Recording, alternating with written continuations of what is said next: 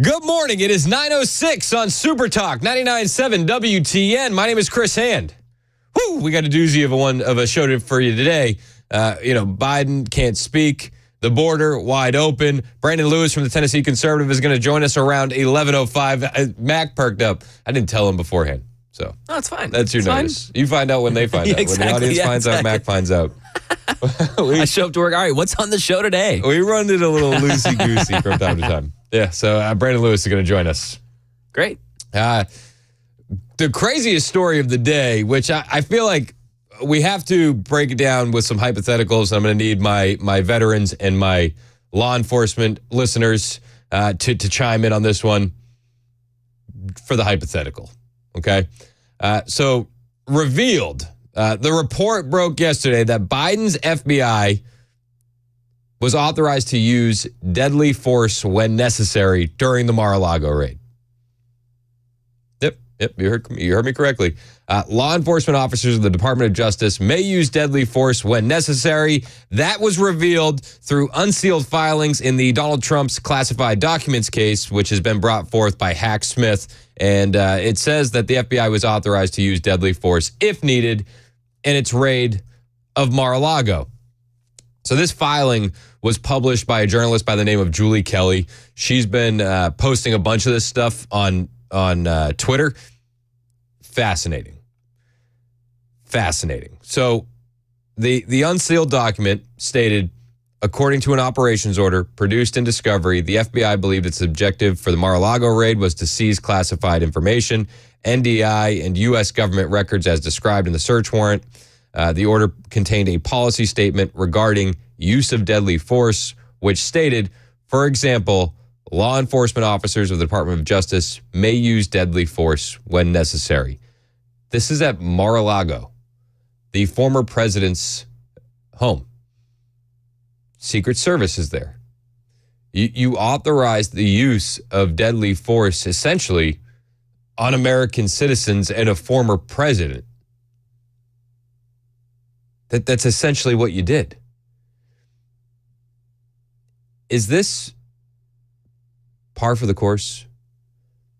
Is this out of bounds? The raid on the president's house in the beginning of all this was out of bounds. And to hear that the language says use of deadly force is authorized, insanity. Trump responded to this report and said, wow, just came out of the Biden witch hunt trial in Manhattan, the icebox, and was shown reports that crooked Joe Biden's DOJ and their illegal and unconstitutional raid of Mar-a-Lago authorized the FBI to use deadly, lethal force. Now we know for sure that Joe Biden is a serious threat to democracy. He is mentally unfit to hold office. 25th Amendment. And I think it's important to point out exactly who authorized that raid. Personally, he said it himself. It was Merrick Garland. There are, however, certain points I want you to know. First, I personally approved the decision to seek a search warrant in this matter. Second, the department does not take such a decision lightly. No, they didn't take the decision lightly at all. In fact, they authorized the FBI agents to use deadly force. Armed FBI agents rolling up to Mar-a-Lago, preparing to confront Trump and even engage with Secret Service if necessary. They even went door to door and it basically ran into every guest at Mar-a-Lago and picked the locks. Does this not feel Gestapo-esque to you? In a second document released that was marked contingencies, it said that the FBI agents were told to be prepared to engage with Trump and his U.S. Secret Service team when they entered Mar-a-Lago. Additionally, the FBI even had a medic on scene in case anyone was injured during the raid and identified a local trauma center if anyone was hurt during the operation at Mar-a-Lago. So listen, I'm not a law enforcement guy. Is this typical for search warrants? I understand that this search warrant isn't typical. The home is a former president's. But does every search warrant have this language, or is this just completely out of bounds? 615-737-9986. Also, in a hypothetical matchup here, if you have the FBI running in and confronting Secret Service, who do you put your money on in that situation? Do you know what I mean? Like, who's got the better training and who is more prepared to go? And again, I'm asking my former military, my veteran friends, law enforcement officers, anybody at TBI, FBI, Secret Service, we got these listeners. Who do you put your money on in that situation? Like, what's the ranking? You know what I mean? If you're power ranking government agencies, would you consider the FBI more trained than the Secret Service? I mean, but my gut tells me that the Secret Service is probably more equipped to handle this, right? But I want your opinion if you have one. 615-737-9986. So these documents are just being released by this journalist, Julie Kelly. Tons of new unsealed filings on classified docs in this case. Law enforcement officers of the Department of Justice may use deadly force. It says in one document, it is truly, truly remarkable to see this unveiled in real time. And all these new disclosures coming just yesterday. Just yesterday. Fascinating, man. A lot of people have feared that they might do something like that to Trump or take Trump out in that way. And then you see this. You see this and you go, maybe there's some merit to that. The DOJ authorized the use of deadly force against the former president. Larry in Clarksville, you're next on Super Talk. What's up, man? Brother, I have worked alongside both agencies, and I can guarantee you my money would be on the Secret Service. They have Uzis under their jackets. Oh, geez. Yeah, I mean they're they're serious. But So for this whole thing, for them to, and a lot of times in raids with search warrants, they are allowed to use deadly force if needed. But we're talking about going into a former president's home. If this does not indicate the U.S. becoming a third world country and what that tells the investors around the world, it just blows my mind, Chris. Thanks for taking my call. Well, I guess what I'm wondering is this language always in the search warrant documents and they just didn't take it out, or should they have taken this out, or was this added special? No, I think it is probably always in the search warrants, but they should have taken it out. And this just proves to the point that Joe Biden is behind all this. Yep. It's the truth. He needs to have his old farting ass in jail. I mean, and I would not want to be the guard that has to go in and clean up after him every day, but he needs to be in jail. I'm with you, Larry. I appreciate the call. 615-737-9986. The FBI was authorized to use deadly force. Laura Loomer, do you know Laura Loomer? She's an investigative journalist. I guess if you ask some people, she's not exactly a journalist if you ask other people. She was putting on Twitter that DeSantis knew about the raid and that the raid was coming. She had an article that was quoted where Garland gave DeSantis a heads up. And I saw that at first, and that's the only place I've seen that reported. There was a community notes added to Twitter saying that these claims are checked for accuracy and determined to be false, so there's no credible news reports to support. But she was going all in, saying DeSantis had advanced knowledge of a possible assassination attempt of President Trump by the Biden regime and FBI. It seems like those claims have been exaggerated, but we'll wait to see. Maybe DeSantis did have more notice than the rest. And if he did, does that upset you? The entire raid is wild and upsetting, in all honesty. If the language is in the search warrants and the language is there no matter what, you absolutely have to take that out. You have to take that out for the Secret Service agents who are good, law-abiding American citizens who are there doing their job, right? What skin do they have in that fight? You're going to send the FBI in there authorized to use deadly force, and then there's a gun battle between the FBI and the Secret Service, two groups of guys that probably just want to get home to their families. Insanity. Insanity. You got to take that stuff out. You have to. But they didn't, because Biden's DOJ is absolutely corrupt. Absolutely corrupt. Trump and the FBI did react to the documents being released. Trump's statement I read to you a moment ago, the FBI claimed Joe Biden had nothing to do with the use of deadly force on Trump, with the authorized use of deadly force on Trump, his family, or Secret Service agents assigned to his detail. The statement reads, the FBI, like other law enforcement agencies, requires the team leader of any search warrant or arrest warrant to complete a standardized form known as operations plan. This form, which must also be read by the team leader to all assisting agents, as a reminder of the FBI's deadly force policy. This is a legal requirement included on all ops plans and read to agents immediately preceding the enforcement action. The president has nothing to do with and has zero input on an ops plan. This is an internal law enforcement document and a standardized form that the FBI requires before engaging in any enforcement operations. But I have to ask, why didn't they take it out? Why didn't they take it out? Former Secret Service agent Dan Bongino, he's calling the authorization of deadly force on Trump a big deal. And that's a guy in the know. Former Secret Service, guarded many presidents. And he says, that's a big deal. I think if it's in the standard plan, you have to remove it. You're dealing with a former president. Dave in Hendersonville, you're on Super Talk. What's going on, Chris? Hey, how we doing, man? All right, man. It's working. You know, this right here,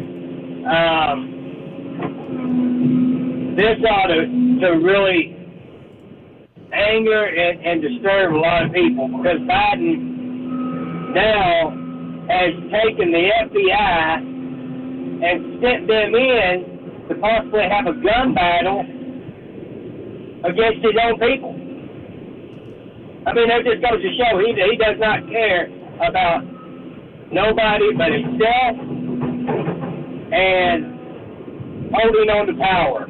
And all you Democrats out there listening, I know there's a bunch of you listening, if this right here doesn't bother you, you need to go get your hair checked. I mean, listen, the initial raid bothered me. And then to hear that deadly force is authorized, yeah, that should bother everyone. Absolutely. I mean, it's nothing. The gentleman before me said it, third world, exactly what they do in the third world. Yep. And they take and have their opponent taken out by whatever means, and he did this hoping that Trump would. They're casualties. Secret Service, some of them get killed, some of the FBI get killed. Man, that's casualty. He got his opponent taken out. Yep. I hear where you're coming from, Dave. I hope that's not. I hope that wasn't the intent, but it's hard to argue people when you can see it in black and white. And if they say it's standard operating procedure, and that's going to be the fallback and the cover for the FBI, you have to point out this was not a standard raid. This is the raid of a former president at his home with Secret Service agents guarding him. There's nothing standard about it. It's 9:20 on Super Talk 99.7 WTN.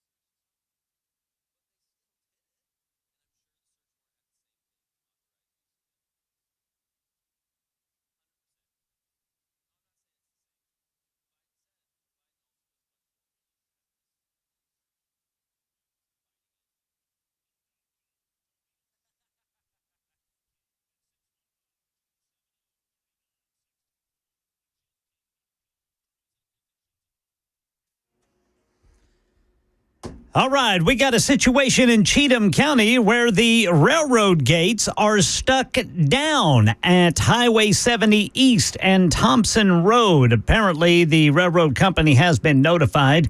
Right now in Whites Creek, got a crash blocking the right shoulder 24 eastbound before Old Hickory Boulevard. And the all clear given at RNC headquarters in D.C., where police confirm what we told you was in those suspicious packages at 9:30 on Super Talk 99.7 WTN. Thank you, Ken. It's 9:26 on Super Talk 99.7 WTN. Paul in Nashville wants to comment on the FBI, Secret Service, the use of deadly force being authorized in the raid on Mar-a-Lago. Paul, do you think it's a nothing burger? Is this just standard operating procedure? Well, yeah. First of all, I'm a retired police officer, and I've been involved in raids.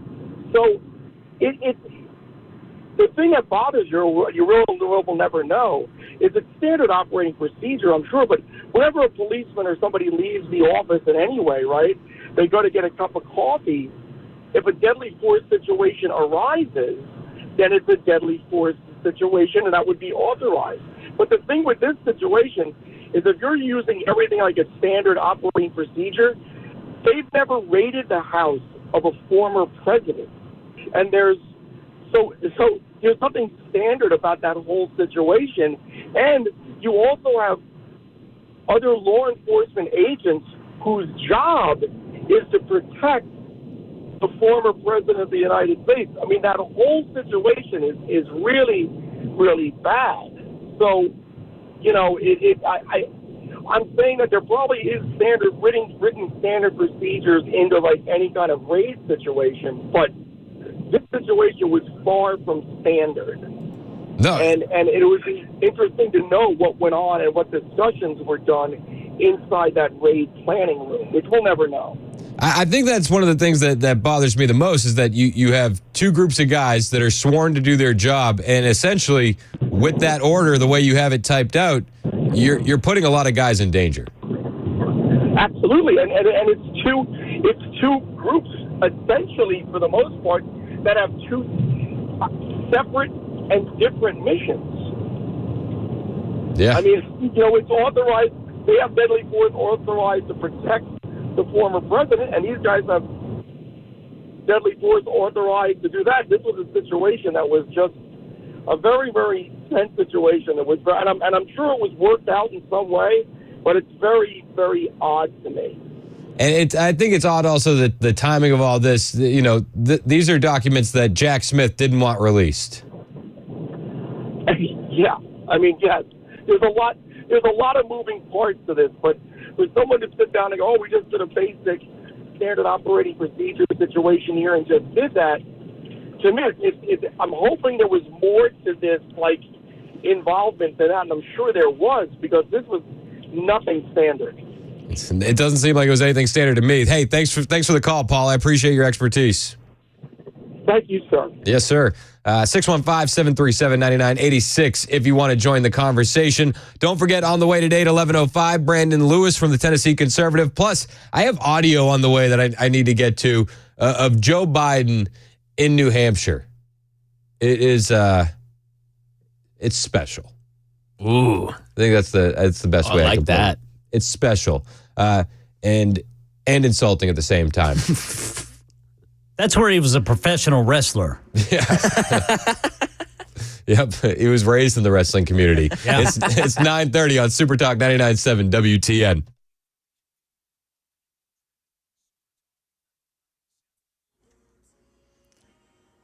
I'm Ken Weaver with your top stories. Tracking the severe weather threat for Middle Tennessee today. Got the full forecast and traffic in 5 minutes. And right now in our nation's capital, the all clear has been given after Republican Party headquarters was locked down due to a suspicious package this morning. Police say the package contained vials of blood. Hazmat was called out. An investigation is underway to determine the source. Tornado outbreak in the upper Midwest. I'm not normally a guy that gets scared, but I was scared. That's Greenfield, Iowa Mayor Brian Fox, where search and rescue efforts are underway and at least one fatality confirmed in the heaps of rubble that used to be homes about 50 miles southwest of Des Moines. Tennessee might start putting school bullies in jail. The Tennessee Star says a bill becomes law on July 1st that treats certain types of bullying as harassment, which is punishable by up to 11 months in jail and a $2,500 fine. That's the latest news. Weather is next. I'm Ken Weaver, WTN News. Thank you, Ken. Hey, it's Chris Hand from my friends at Paul Winkler Inc. You know Paul. I know Paul. He's been hosting the Investor Coaching Show here on WTN for a long time. In fact, I was listening to his show before I got my show because I knew I needed to step my game up when it came to planning for my future and my family's future and that financial freedom that we need. Well, when I got my show here, it was such an easy choice to work with Paul because I knew all about him. I felt like I knew him already from listening to him. Well, maybe you feel the same way about Paul, but did you know that he actually cut his teeth in the industry by spending time studying under an economist who went on to win a Nobel Prize? That's pretty cool. And it's also pretty cool when you get to meet Paul and talk with him and realize how deep his knowledge is because of that time. He's also an avid collector of financial planning designations. He has up to 8 now. And this is why my wife and I decided to work with Paul. We heard him on WTN before my show, and when I came on board, it was an easy choice. Here's why. Paul's team hold themselves to the highest level of fiduciary status. As such, Paul wants to make sure I tell you I get paid to do these commercials. He wants to start off with transparency and honesty. I like that. But I also want to tell you I don't get paid to be a client. I do that by choice because I trust what Paul and his team are doing. And one of the big reasons I trust these guys is because they put such a focus on education. Paul's team will educate you every single step of the way so you never get that feeling of blind trust. And they'll look at your whole financial picture and then help you make decisions because your financial picture is going to be unique to you. All you need to do to get started is set up a 15-minute phone call. It's that simple. Just go to paulwinkler.com. That's paulwinkler.com.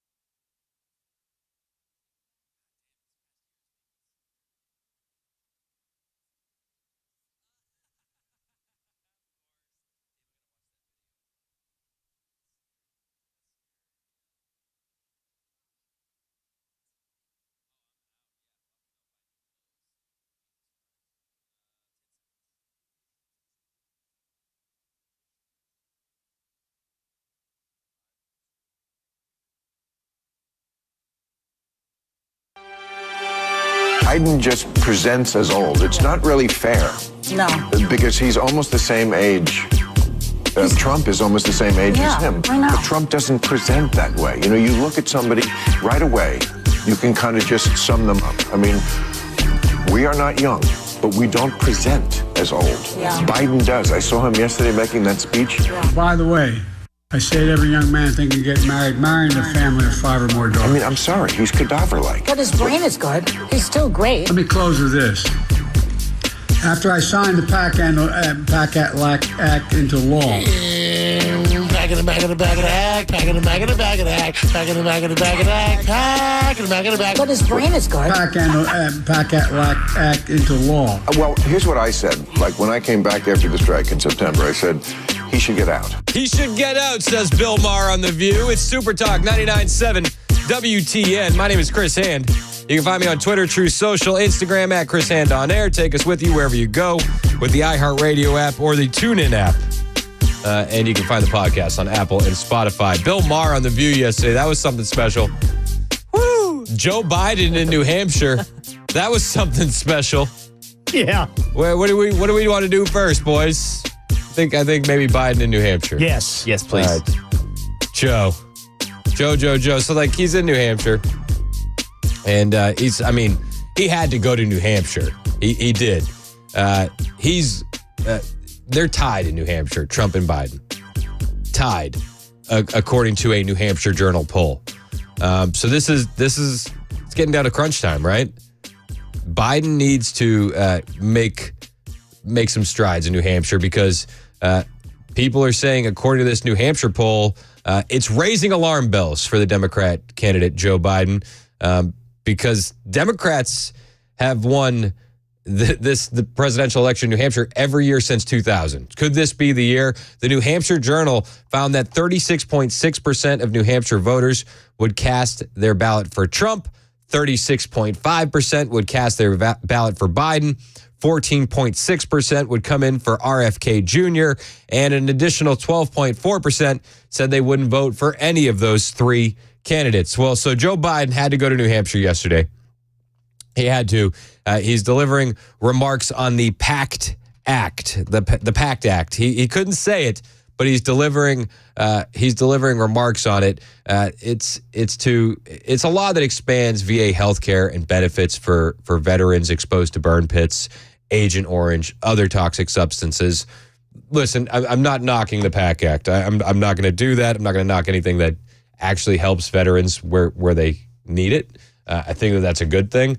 But Joe Biden going out there and saying that he's there to protect veterans is the biggest joke because we know that hasn't been the case.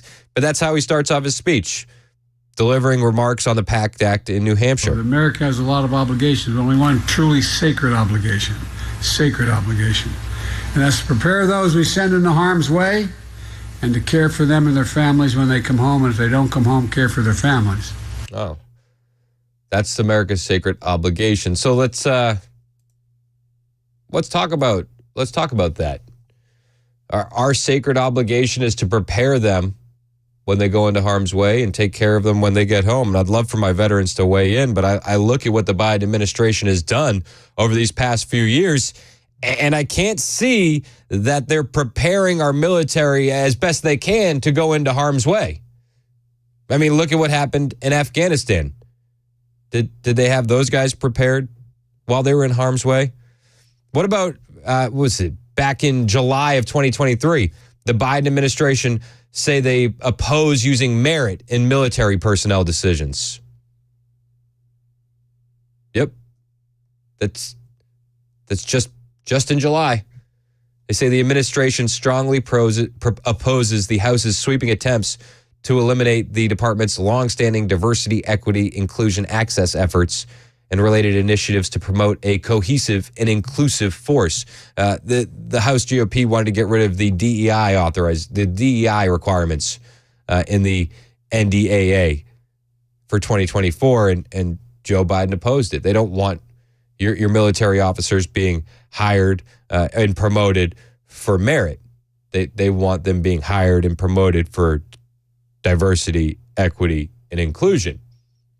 Does that prepare our military to go out there and be the best of them in harm's way? What about recruitment numbers being down? What about when you see all these influencers for the Navy that are cross-dressing? Does that help recruitment efforts? Recruitment numbers are way down. Is that preparing us when we're going into harm's way? Is that preparing our armed forces when they need somebody to have their back? And that's to prepare those we send into harm's way and to care for them and their families when they come home. And if they don't come home, care for their families. What about veterans, caring for veterans when they come home? How many homeless veterans do we have? Too many. Too many. We have to care for them. That's our deepest obligation. But under the Biden administration, the VA... In America...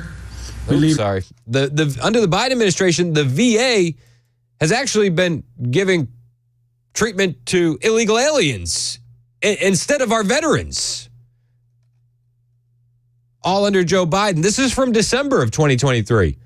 Fox News had the story. A longstanding arrangement between the Department of Veterans Affairs and Immigration and Customs Enforcement to process claims for migrant medical care is drawing scrutiny from veterans advocates. We talked about this so many times. So many times. Veterans advocates are concerned that this arrangement is affecting the agency's mission of taking care of veterans. This is amid the ongoing border crisis and existing complaints about the care delivered to veterans. That these complaints have been there for a while. So Joe Biden gets out there and says, "Listen, this is our obligation." And I think if that's our most sacred obligation, Joe, you're absolutely failing. America has a lot of obligations, but only one truly sacred obligation. Sacred obligation. And that's to prepare those we send into harm's way and to care for them and their families when they come home. And if they don't come home, care for their families. Now, I'm not a veteran. I know quite a few guys that are. And I find this as a blatant slap in the face to veterans. We're going to prepare you for when you go over there, and we're going to take care of you when you get home. What planet is Joe living on? Bob, who's a veteran, thanks for your service in Spring Hill. Bob, you're on Super Talk. What's up, man? Thank you so much for taking my call. First off, the care that's required for the veterans is not possible given with the resources this government's willing to expend. There are more of us who need care than they can actually direct care towards. And another realization, a lot of those resources are being directed toward the illegal aliens in order to provide them with necessary resources and to get them in a state of trying to get them prepared to vote and to maintain this most egregious administration. Another, I'm going to shift lanes here and go to our preparedness.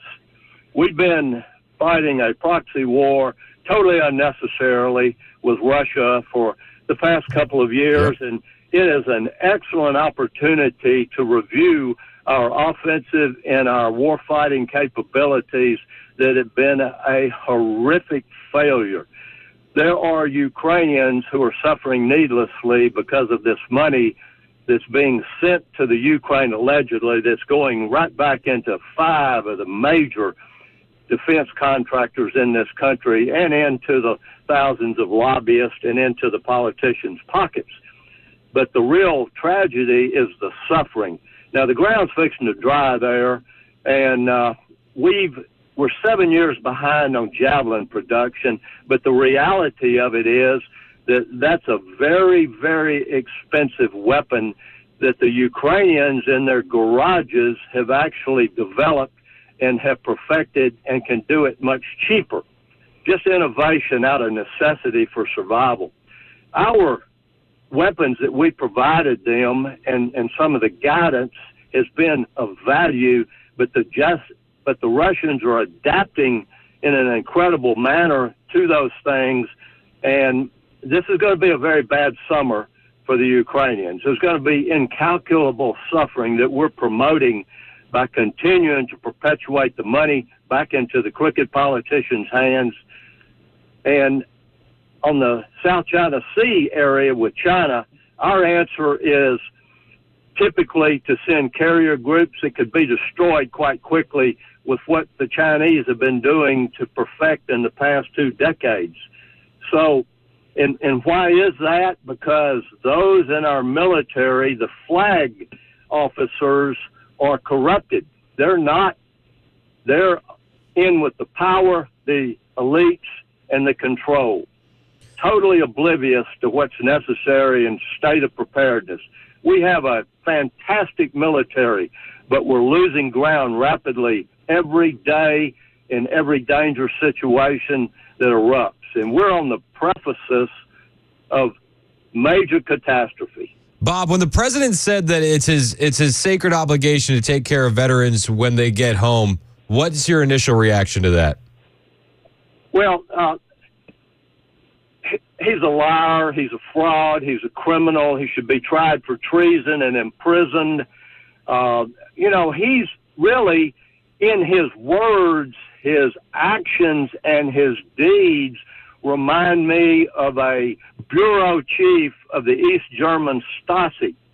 Hey, I appreciate now, what he says is an actual lie, an insult, and it's sad. It's sad because there are people who have lost loved ones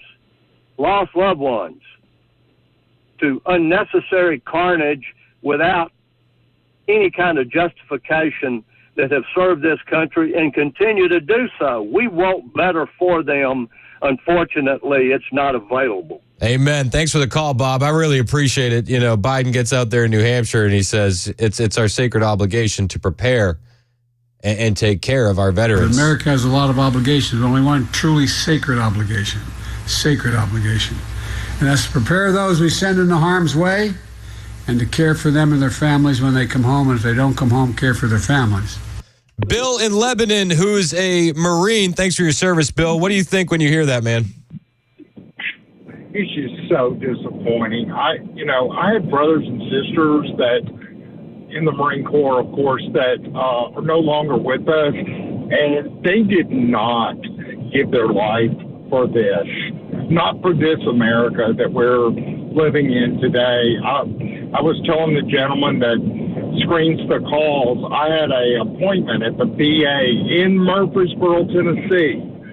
Went there.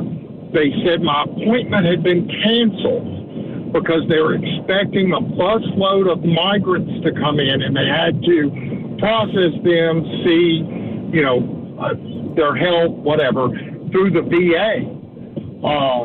I had 2 gentlemen that was there for an appointment with me that day that turned and went to their car. And I flat told them, I'm not going anywhere.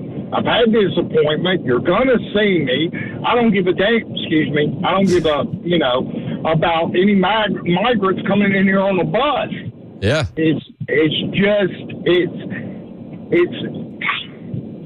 Hey, if you could see these young men and women that, like when they graduate from high school or something and they go into the military and they're motivated and they want to give this country everything that they have because they love it, and they're treated like this. I had to get out of the Marine Corps because I could not serve under that commander-in-chief.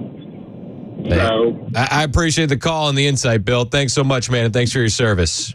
All right, bro. Hey, have a good one. It's 9:52 on Super Talk 99.7 WTN. There's more audio from Joe Biden in New Hampshire. We'll get to that on the way. Hang out with us. It's Super Talk 99.7 WTN.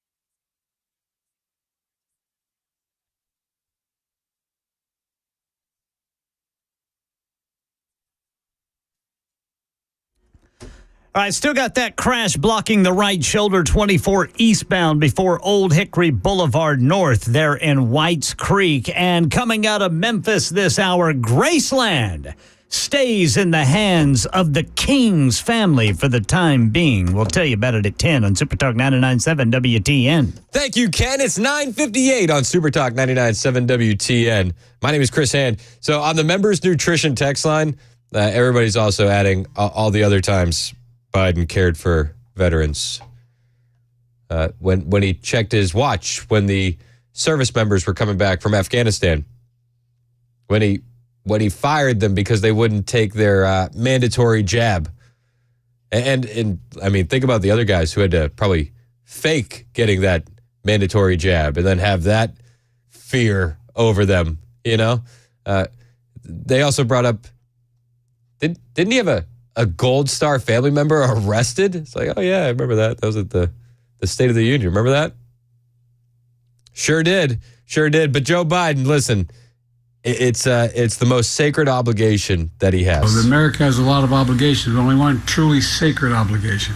And that's to prepare those we send into harm's way and to care for them and their families when they come home. And if they don't come home, care for their families. Well, to quote the late, great Uncle Phil, it just sounds like more bovine scatology coming from the resident of the United States. It's 10 o'clock on Super Talk 99.7 WTN.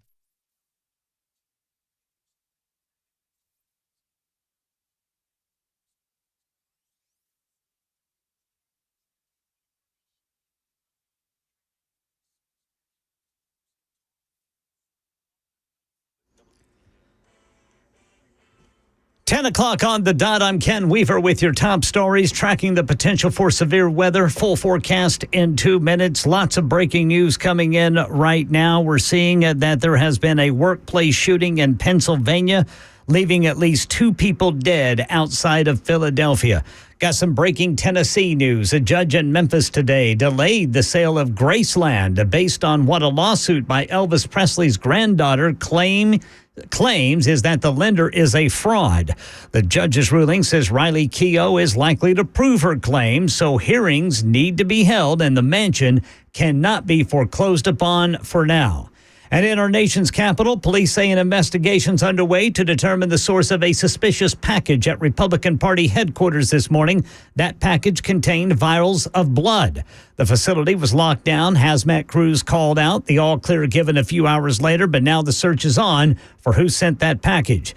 Elsewhere in D.C. this morning, Karen Travers on reaction to a move by 3 countries in Europe that has enraged Israel. The White House says while President Biden strongly supports a 2-state solution, he believes a Palestinian state should be realized through direct negotiations between Israel and the Palestinians, not through what a national security spokesperson called, quote, unilateral recognition. This after Norway, Ireland, and Spain moved to formally recognize Palestine as an independent state. Israel strongly pushed back on this, recalling their ambassadors from Norway and Ireland. Some 140 countries have already recognized a Palestinian state. That's more than 2/3 of the members of the United Nations. Britain's defense minister claims China is supplying Russia with combat equipment based on what he says is new intelligence, but didn't give any detail. However, based on that evidence he says they have, he's calling for more NATO military assistance to Kyiv. That's the latest news. Weather is next. I'm Ken Weaver, WTN News. First hand for my friends at USS United Structural Systems. We're just talking about the rain. I saw on Facebook our friend Sandra, her basement flooded.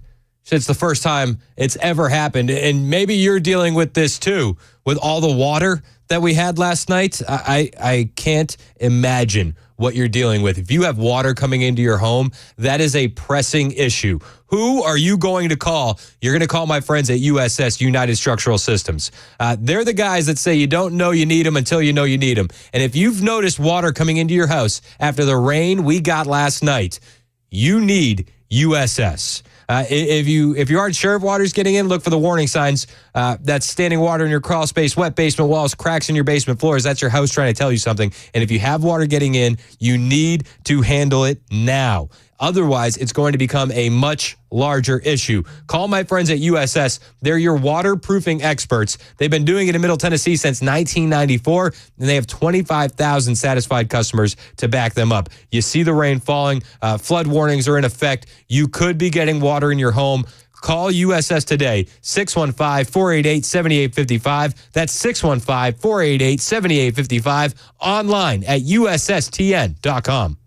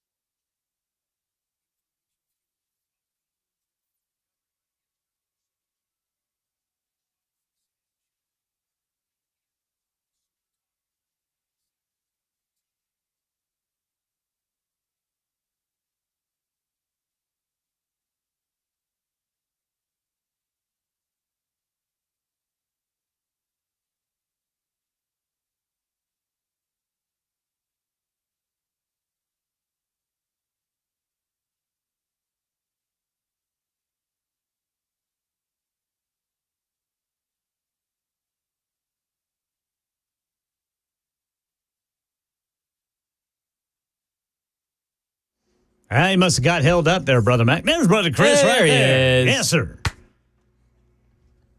Hey, were you guys waiting for me? It is called the Chris Hand Show, yes. How long was I gone? It's about 5 minutes. Yeah. No, I'm just kidding. Should we just skip the news? No, it was just about a minute. Okay. You guys want to know the funniest part? What's that? We didn't get the picture done. What? So we're going down there. Dan stays late. Murphy's in early. We got to take a big group photo. Yeah. Yeah. As I guess we're getting a billboard. I don't know. Whoa. I might not. I probably shouldn't say that. I probably just spilled the beans. Anyway. Anyway, we go down there and we're doing the thing, and then how long was I down there? 6 minutes? Yeah. No picture taken. What? That's how that always goes, dude. Classic. So I have to go back in a moment. And Dan has to stay longer. Or it's just going to be Murphy and Mandis on the billboard. If the billboard ends up being Murphy and Mandis, I want everybody to know that I was down there for the picture. Well, we can fill it in with AI. Exactly. Ooh, that's a good idea. You and Brian in AI. Perfect. You see, the members' nutrition text line has devolved into show starts at 9. I mean, yeah, show does start at 9. Come on. Show starts at 9, guys. Yep. So Joe Biden, he's in New Hampshire, and he's shilling the PAC Act. He's trying to make this is all he's been doing. He's pandering with groups of voters that he's lost since he became the resident. Although I don't know if the veterans out there voted for him last time. I would wager that didn't happen. But he's going out and he's doing these things to try and win voters. I don't think he's going to win voters because he honestly he just can't wrap his mind around the fact that he's lying to people's faces. In America, we leave no veteran behind. Yeah, but you're forgetting about what happened in Afghanistan. We leave no veteran behind. We leave no veteran behind. Does he ignore the homeless veterans on the streets? Does he ignore that hurt and injured veterans aren't getting care because he's swapped out illegal aliens in the importance rank for him in this administration? In America, we leave no veteran behind. Yep. And then he starts talking about stuff that just doesn't even make any sense. And by the way, I say to every young man thinking of getting married, marrying a family of 5 or more daughters. I did. My wife's the oldest of 5 sisters. You know why? One of them will always love you. Not the same one. One of them will always be on your side. That's the biggest advantage of marrying into 5 daughters. What? This is a speech about the PACT Act. Yes. And he goes into that. And does he not understand that people don't have 5 kids anymore in this economy? The birth rates are so low, and the in-store prices are so high. If you're telling young men to marry into a family of 5 daughters, they're not going to get married. Yeah. And by the way, I say to every young man thinking of getting married, marrying a family of 5 or more daughters. What? Man, that just makes no sense on all kinds of levels. No, and then when he gets back on track, right, and he's talking about the PACT Act again, he can't talk. Let me close with this. After I signed the PACT Act into law, man, this is who we have running the country. I'm telling you. And then people still go out there and they shill for this guy. Bill Maher was on with The View and Joy Behar, and Joy Behar says that this guy right here. After I signed the PACT Act into this guy's brain is still good when her and Maher were going back and forth about Biden presenting as he's old. Biden just presents as old. It's not really fair. No. Because he's almost the same age.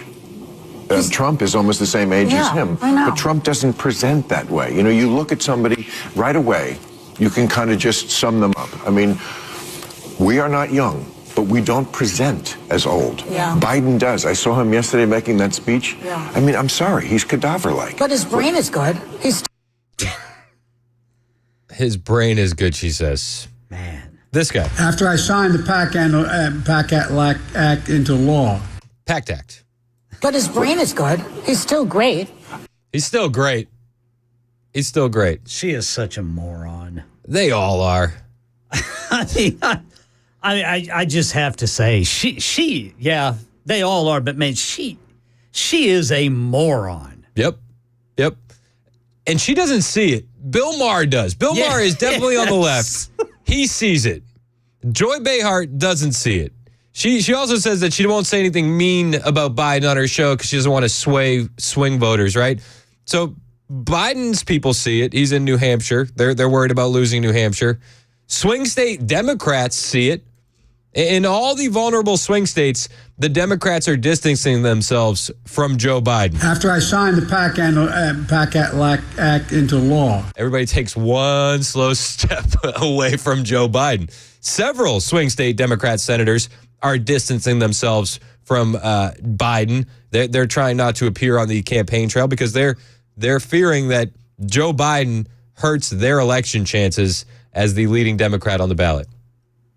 Yep. So out of a total of 9 Senate races, we got one in Ohio, Montana, Wisconsin, Nevada, Arizona, Michigan, Pennsylvania, West Virginia, and Maryland.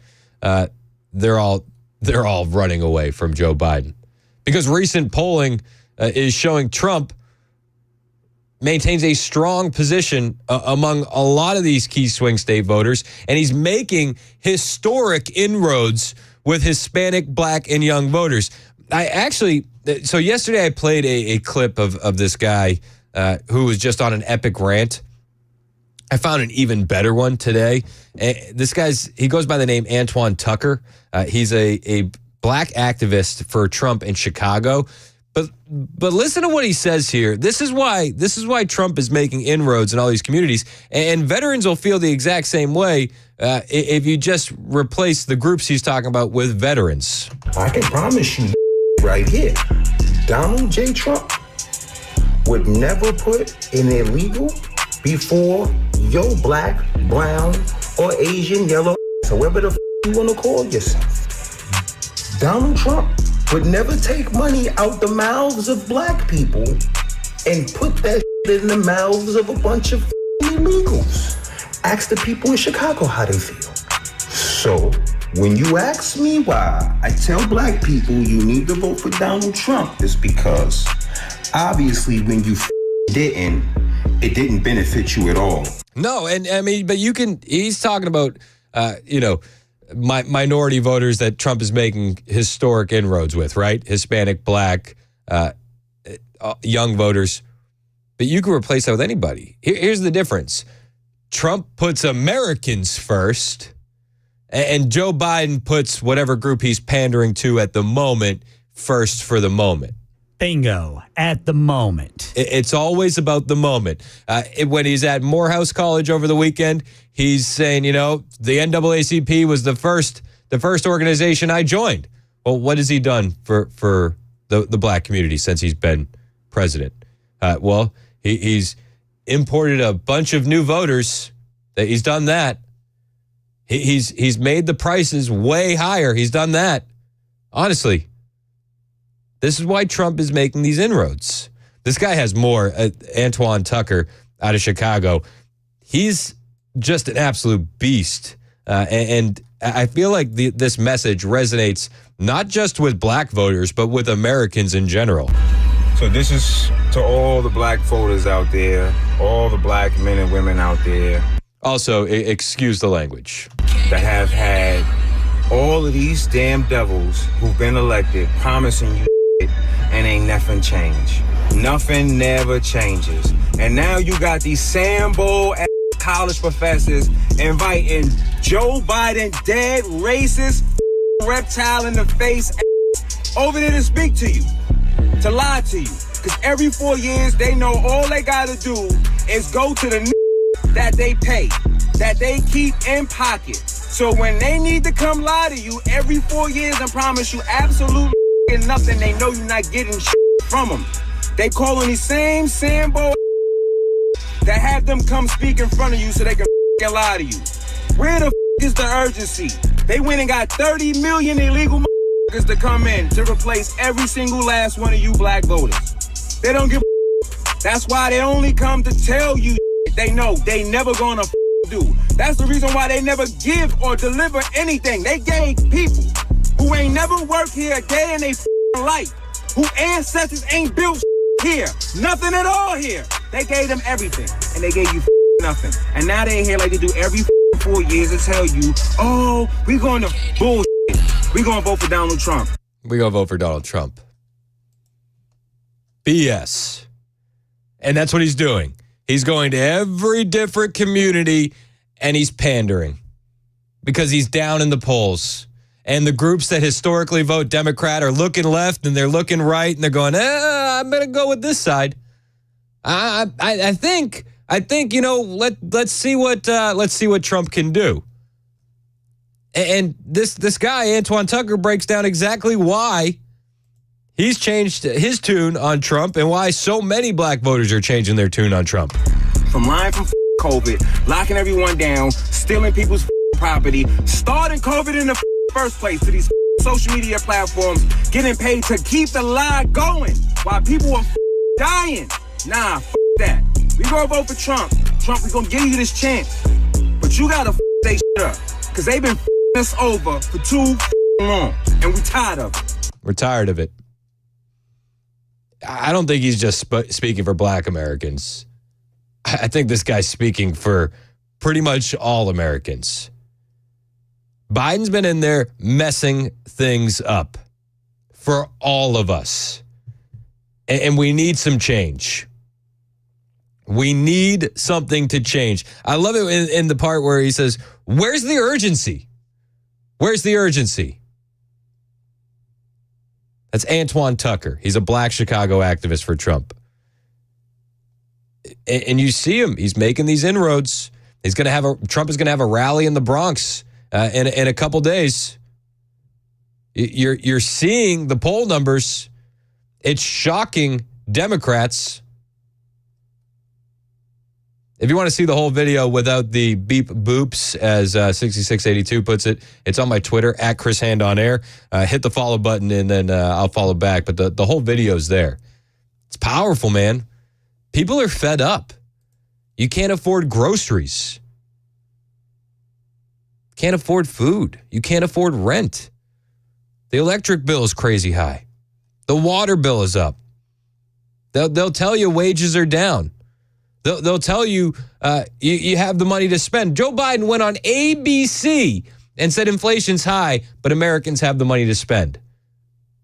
We have these politicians in here that have no problem spending your money and putting non-citizens before you. It's infuriating. And then the Democrats look around and they go, well, why are we losing so much support? It's not just black voters. It's not just Latino voters. It's not just young voters. Trump's also making inroads with Arab Americans. Muslims are abandoning Biden. And the former president, his allies are working to make more inroads with Arab American activists and donors.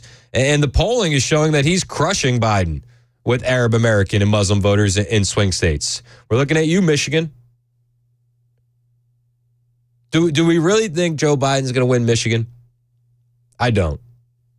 The Washington Post columnist Josh Rogan, he reported on Monday that Arab American donors and activists from around the country plan to convene in Oakland Hills, Michigan, for a private dinner initiated by Trump's former acting director of national intelligence, Rick Grenell. Among those in attendance will be Michael Boulos, who's married to Tiffany Trump, and his father, Dr. Massad Boulos.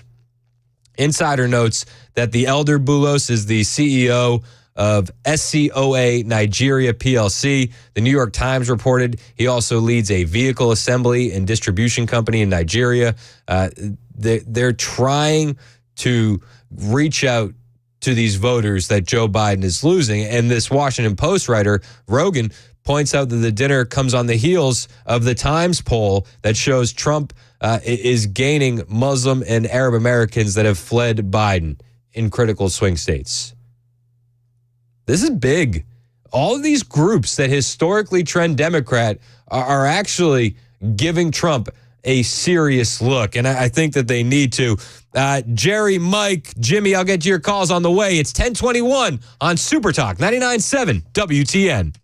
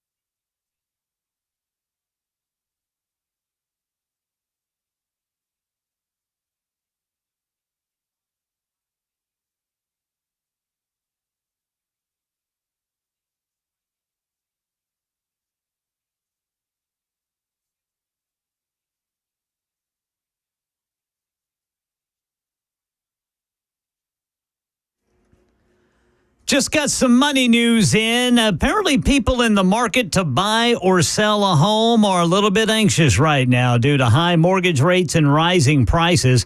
Graceland isn't being sold for now. And in our nation's capital, the all clear given, but an investigation underway as to who sent that suspicious package to the Republican Party headquarters at 10:30 on Super Talk 99.7 WTN. 10:25 on Super Talk 99.7 WTN. Thank you, Ken Weaver. That news is on the way. Real quick, let's get to a couple calls. Jerry in Kingston Springs. Oh, Jerry. What's up, man? How you doing there? How's it going? Good, man. How are you? Dude, I'm glad I listened to that guy earlier that you had on. I'm glad people are waking up and are going to support Trump in certain demographics and groups, secular Jews, African-American liberals, whoever, Latinos. I'm glad they're waking up. But you know what? The damage is done. Every time they throw the ball back and forth, Democrat, Republican, which is really Democrat, Republican, same thing. Damage is done, and you can't, Trump is not a magician. He's not going to be able to reverse 70 years of liberal rule in these big cities. When you have millions being flooded, there's consequences for your actions when you vote for these people. Yeah. You could say, I made a mistake, I'm going to vote for Trump. But, there's millions coming in now, and they're being brainwashed to vote Democrat. They're replacing us with a permanent underclass. And you can't just bring that middle class back that we lost. See, I would disagree. I would disagree with you a little bit. I think they're trying to make us the permanent underclass. That's what I mean. That too. They're succeeding with that. They're erasing the middle class. But I would ask you, why the no hope? I don't say no hope, but I'm just saying the game of them throwing the ball back and forth, it's still working with people. Yeah, you can vote for Trump, but I think it's past politics now. We need some kind of a reset, and I'm not calling for violence or civil war, revolution, some kind of reset where these rich oligarchs are being held accountable. And you can't use the system we have now to do that because they got that rigged. So we got to figure out a way to go after the Zuckerbergs, the Bill Gateses, the Soros. We got to find a way. Because just playing the politic game back and forth, like I said, Trump has the most to lose. He's got all the property, so naturally he makes the best president. Whether you like him or not, whether your people get butthurt because he says things, I love what he says, even though I know he's no angel. But come on, guys. I mean, politics, like Reagan said, you can't fix politics with politics. You got to look outside the box. We got to get something else going on here. Grassroots, local level politics, get away from the centralized stuff in D.C. because D.C. is rich. They don't care about us. We got to go state to state, get in line for some kind of union between red states, and figure out a way. You coming in here from California, New York, you can't vote for 20 years. How's that? We're glad you're coming here, but you're not going to turn the state blue, and that's what they're doing. Listen, I hear a lot of what you're saying. I think you make a lot of good points. I think Trump has been that reset and will be that reset. I hope with him coming in, having no prospect of another term after this, that he comes in with a wrecking ball and dismantles the bureaucrats and does what he couldn't do his first term because he was worried about his reelection prospects. I hope you're right. I hope you're right, Chris. I do too. But I think that I still think we can right the ship. I do. And maybe I'm a bit biased because, I got young kids. And it's like, if you don't have hope, what are you doing, right? So I have to have hope. Well, you got skin in the game. I understand that. I don't have kids, but I worry about your kids. Believe me, even though I don't have kids. But I'm that warrior guy. I'm saying we need kinetic action. Passing the ball back and forth. Trump can only do so much. They got that deep state entrenched. They'll handcuff him again, hog tie him, and how much can you actually do? I know, but when you hear how scared they are about a Trump second term, that gives me hope. I don't know. That gives me hope. Money. They have trillions. These people have families, 160 families running this planet. They have power that Trump couldn't even imagine. And you're going to worry about all the things they're going to do plotting against him. And I don't even want to put that out in the airwaves, but you know what I'm talking about. he's got to watch his back all the time. He's just one guy. You can't put the whole planet's burden on one guy. It's got to be bigger than Trump. It's got to be bigger. That's all. I don't know what it is. But the movement is bigger than Trump. Trump is one guy, but I love it when Rush said it. The movement started way before Trump. Way before. Yeah, but, Rush lived in a mansion down in Florida, played golf with the billionaires. He was a rock and roll DJ. He wasn't an intellectual. He's not a political philosopher or anything. He's just a good mouthpiece. And he said the right stuff, but do I trust Rush? No, I don't trust him. I don't trust anyone in the media because I listen to you because you speak truth. If you're speaking truth, you're with us. Yep. But if you're just out there saying I'm a conservative, waving the flag, wrapping yourself in the flag, playing Ray Charles and saluting all this and that don't mean nothing to me. You call yourself a great American, whatever, the great one, that's all nonsense. The great one is upstairs. He's not on this planet. And people need to start paying attention to God and forget about money and politics. Yep. And look at the bigger picture because we got away from God, and that's why we are where we are. That's absolutely the cultural decline right there, and I completely agree with that. I think that's how we fix the nation and the country. Keep up the good work, brother. Keep up. Appreciate you, Jerry. It's 10:31 on Super Talk 99.7 WTN.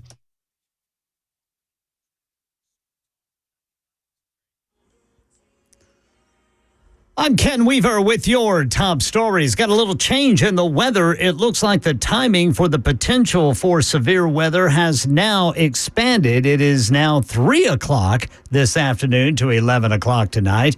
It had been just 5 to 11. Got some money news in. People in the market to buy or sell a home seem a little anxious under high mortgage rates and rising prices. U.S. existing home sales dropped 1.9% in April. Median price of previously occupied homes rose 5.7% to $407,600, the 10th straight increase and a record for April. Graceland isn't being sold for now. A judge in Memphis today blocked it, saying Elvis Presley's granddaughter, Riley Keough, is likely to prove the lender is a fraud.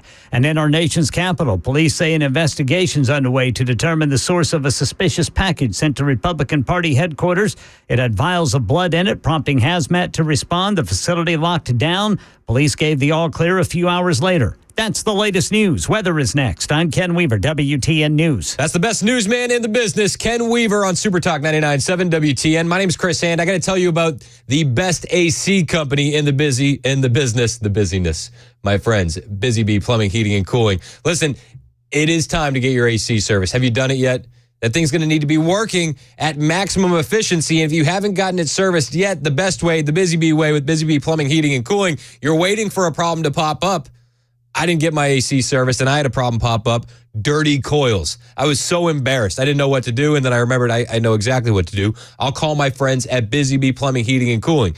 They came to my home, and because I'm a Beehive member, they were there in less than an hour. You see, when you're a Beehive member, you get priority front-of-the-line service. We're like, well, this has got to be the most expensive thing ever to become a Beehive member. It's not, actually. It's only $99 to join the Beehive Club, and you get so much value.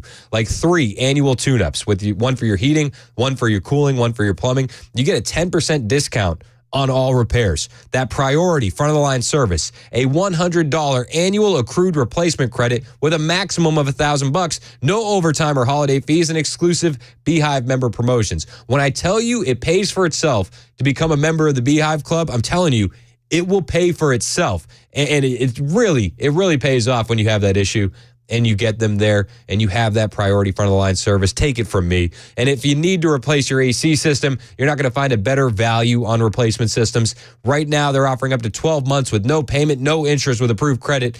And they'll come to you and they'll do this even on a Saturday. They have those convenient availability hours for those maintenance calls, so you'll never be left out all weekend long waiting for your AC to be fixed. And as the temperatures continue to rise, that becomes more and more valuable. Trust me. Busy Bee, your Rude Pro partner for satisfaction guaranteed. Call Busy Bee Plumbing, Heating, and Cooling, 615-775-7833. That's 615-775-7833. Online at busybeehvac.com.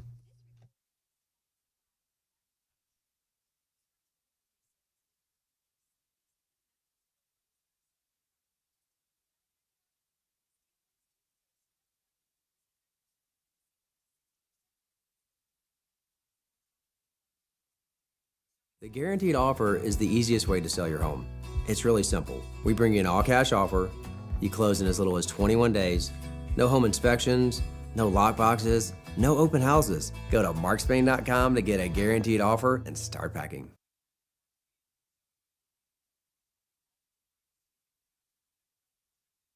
Hey, what's up, guys? This is Matt Murphy for Members Nutrition. I want to tell you about the Members Nutrition difference, and I want to encourage you to go over to the Members Nutrition website. Number one, they believe at Members Nutrition that they can sell vitamins and supplements at a lower cost point, and they're doing it every single day at membersnutrition.com. Number two, they want to make these products right here in the United States of America, not from some overseas company, and they do that every single day. I encourage you to go to membersnutrition.com. You'll get 50% off your purchase price at checkout. You don't have to put in any codes. Just go to membersnutrition.com. Once again, membersnutrition.com.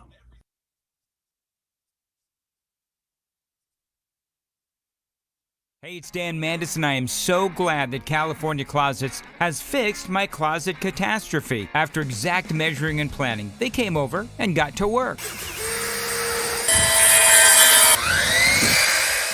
Yeah, once it was all plotted out on their 3D CAD system, the pieces are measured, cut, and precisely installed into my space. It was clean, fast, and professional, and above all, my new closets look and function great. Now, this was my dormer, and now this is my new dormer thanks to California Closets. Look at all of this added space for shirts and shoes, you name it, and it is cut so precisely, simply amazing. And my old closet that has now been reborn as the ultimate in style and functionability, making the best use of the space that I had. They can work on just about anything: bedrooms, garages, home offices, closets, pantries, and so much more. Find them online, CaliforniaClosets.com, and see what they can do for you. You can schedule a free design consultation. Mention my name, CaliforniaClosets.com.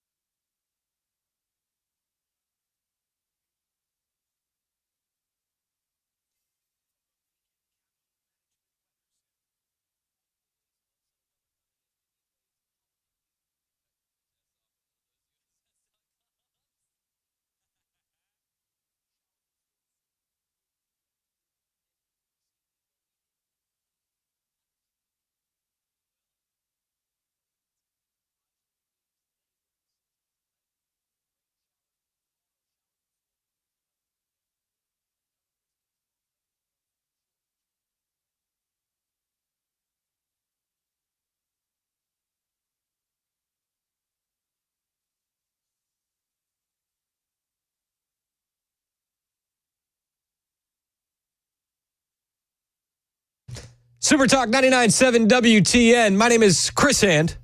I got a text here from 1393. He says, Chris, you take a call from Larry in Clarksville every day, but you can't ever read my text. Come on, man. So you did. Consider the text read.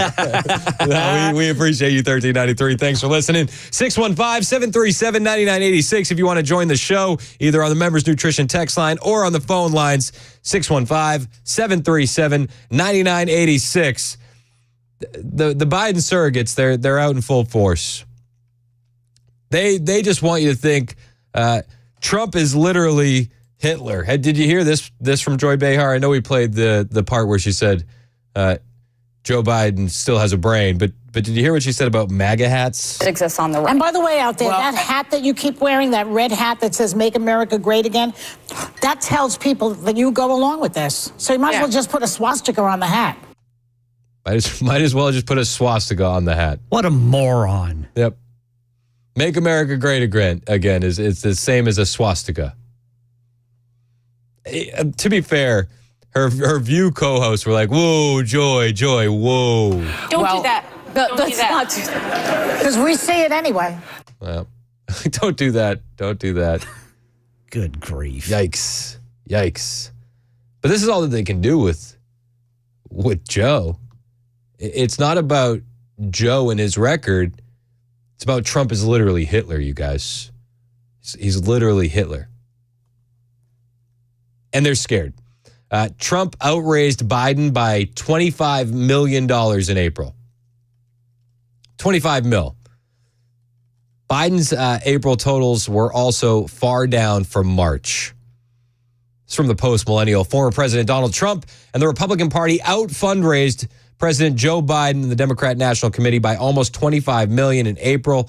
On Monday, Team Biden said they raised over $51 million for the month, far below the $76 million in the month that Trump and the Republicans hauled in. I hate that it's always about money, but it is, and the fundraising is important. The Trump campaign put out a statement from Press Secretary Carolyn Leavitt that said they took aim at Biden's Hollywood connections and touted small donors, saying, we have small donors, not Hollywood elites giving to our campaign. They also touched on the trial Trump has been facing in New York, to which the courthouse he's been confined in, preventing him from campaigning, and that's been the focus. That's been the focus. To say the only people left in America who support crooked Joe Biden are out-of-touch billionaires in Hollywood, and it turns out even they are done giving to a failing campaign. President Trump and the RNC significantly outraised Biden and the Democrats in the month of April, thanks to the support of millions of small-dollar donors from every state across the country. President Trump's fundraising haul over Biden is especially remarkable when you consider that he's been confined to a courtroom for nearly 9 hours a day over the past 4 weeks fighting against Biden's trial. President Trump's fundraising prowess has increased his dominant position in the polls, proves three things. The momentum is 100% on Trump's side. Americans see the truth about Joe Biden's witch hunt trial in New York, and they want President Trump back in the White House to make America great again.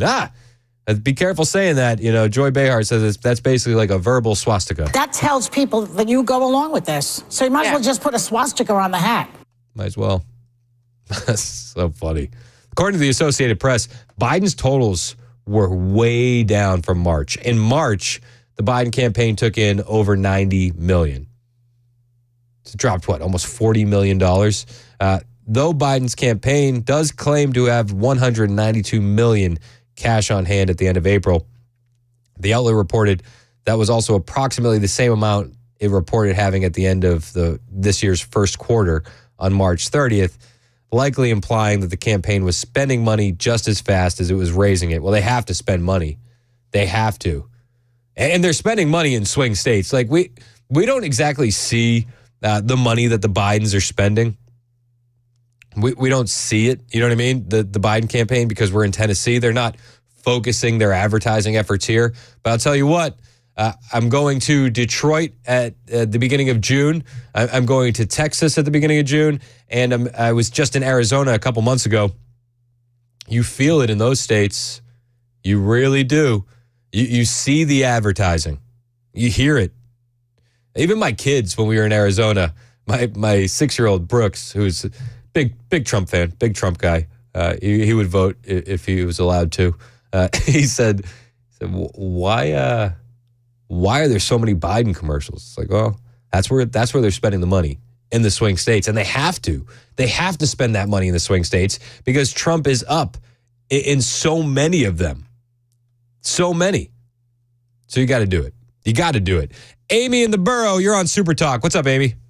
Hey, Chris. I just am curious if anybody else is kind of thinking, I guess I'm a conspiracy nut, but I'm starting to wonder if they, whoever they are, the powers that be, the people behind the curtain. The puppet masters. Yep. If they're not running Biden just because they don't want to put any other candidate out there, because they know that they're going to either have to give us Trump or there's going to be civil unrest. And I'm starting to wonder if that's not why that they're running this brain dead dope as their candidate, is so that they don't spend money on something that they know is a fruitless cause.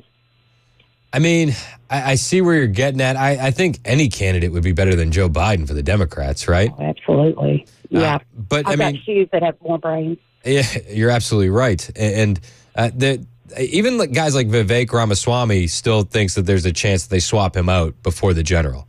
And Vivek was saying this is why they're doing the debates so early. If Biden goes out there and falls flat on his face, then the swap is going to be in, and they're going to get somebody, whether it's Michelle Obama or Gavin Newsom. I'm not sure that that's going to happen at this point. It feels like we're too far down the road, but would that surprise you? Well, if my theory has any meat to it at all, I think that they just are not going to put anybody else out there. I think they're just going to let this happen. Now, I'm certainly no political scholar here, but I just think that there's anything else that they could have done. They've not done it, and I just can't believe that the Democrat Party would hold on to this guy at this point. Not even, if they were going to swap him out, they should have swapped him out before. Matter of fact, I was surprised that he didn't have a sudden crisis, to be very honest, where he was no longer capacitated in a physical way to be president, much less anything else. So I don't get it. There's got to be something else afoot here. It just seems too ridiculous that they're running this guy. Yeah, I mean, I just think that anything else would have worked. Yeah, it feels like it's just like a demoralization campaign in real time, Amy. I appreciate your call. Yeah. Thanks so much. Let's go to Eric in White House. You're next on Super Talk. What's up, Eric? What's up? How you doing, Chris? Good, man. How are you? Doing well. Thank you again. Loved the steeplechase. Got to meet you, and I appreciated that. My wife did as well. And, yeah, that was fun, man. Oh, yeah, best time. Something I just wanted to bring up, and I'll be brief. Okay, am I ignorant here on this one? But if you're a swastika lover, or whatever you want to call it, whatever that stands for nowadays, is it not common sense that you would be anti-Israel? And if that's the case, and Trump and Americans are all pro-Israel, and how could they in the same breath also be all about a swastika? It doesn't. It's like voting for both sides, which is what our government's doing right now in all these wars. Yeah. Oh, yeah. They fund both sides. No. I think that's the funniest, the funniest contrast ever.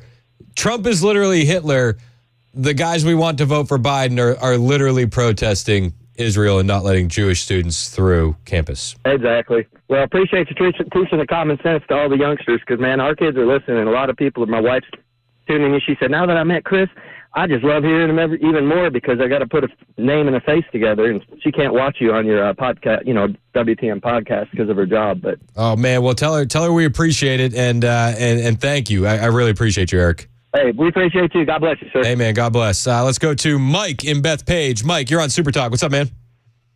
Hey, what's going on? I was watching on YouTube yesterday some speech Biden was giving. I think it was like a rally speech or something other, and he was talking about how great he made the economy or something other, and they were just like openly booing him, and then he was mocking them. He's like, "Oh, you're going to boo me?" So I didn't know if you had any more knowledge about that. Yeah, I didn't see that audio. What did the background look like? Because that'll tell me what speech it was. When he was in New Hampshire, there's like a big American flag behind him, or was it the commencement speech at Morehouse?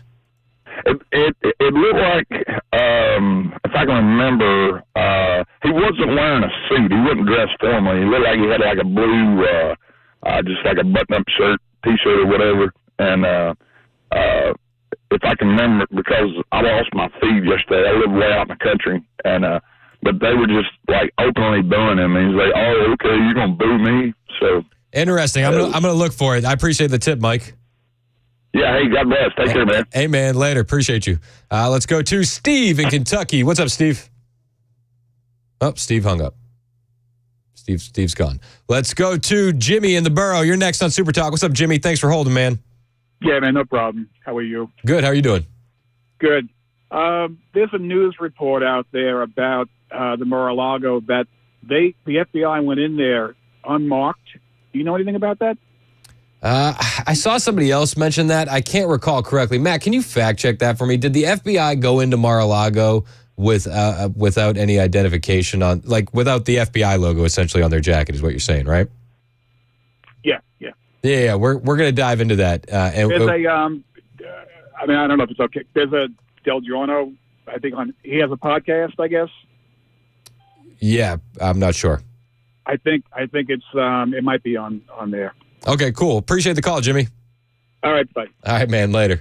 615-737-9986. Yeah, I've seen that a couple places. I haven't seen it confirmed in any major outlets, although that doesn't necessarily mean it's not true. The FBI, if they went into Mar-a-Lago without essentially without identification, right? Without the logos on their jacket. We're looking. Max fact checking.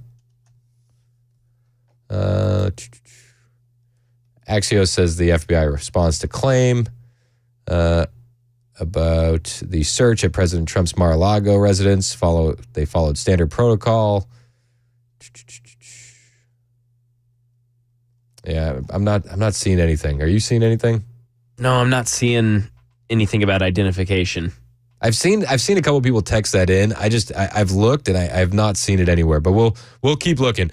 Michael in Nashville, you're next on Super Talk. What's up, Mike? Hey man, I got something to run by you. I was talking to a buddy of mine yesterday. He brought this up to me and it sounds really good.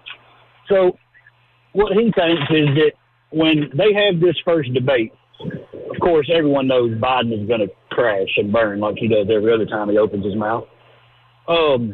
He thinks that after that, the Democrats are going to tell them, hey, look, Joe, you got to get out. Michelle Obama's going to come in and say she's going to run, although she doesn't want to, but she's got to do what's right for the American people. And that way Barack can sit in his basement in his sweatpants like he wanted to do, and he can run the show again. What do you think about that? I mean, so the only thing that I think Vivek Ramaswamy had the exact same theory. I just don't see Michelle Obama doing it. And I don't see her as some sort of savior. I don't. Yeah. I think a guy like Gavin Newsom gives me a little bit more, piques my interest a little bit more. He's just a smooth talker. But then a guy like him, he has no record to run on either. California is a trash heap. But I think he's a better politician than Michelle Obama, who is not a politician. I don't know. I don't see the Big Mike theories coming to fruition.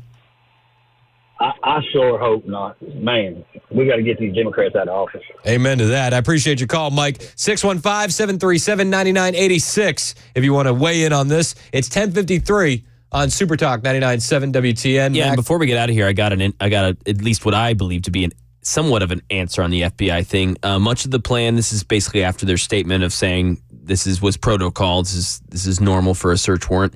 Much of the plan includes traditional practices by the FBI when executing a warrant, like how agents are required to have their standard issued weapon, ammunition, and credentials while on duty. Yeah, that one seemed like that's one of the reasons I didn't talk about it. But it's like, I don't know, that one seems far fetched.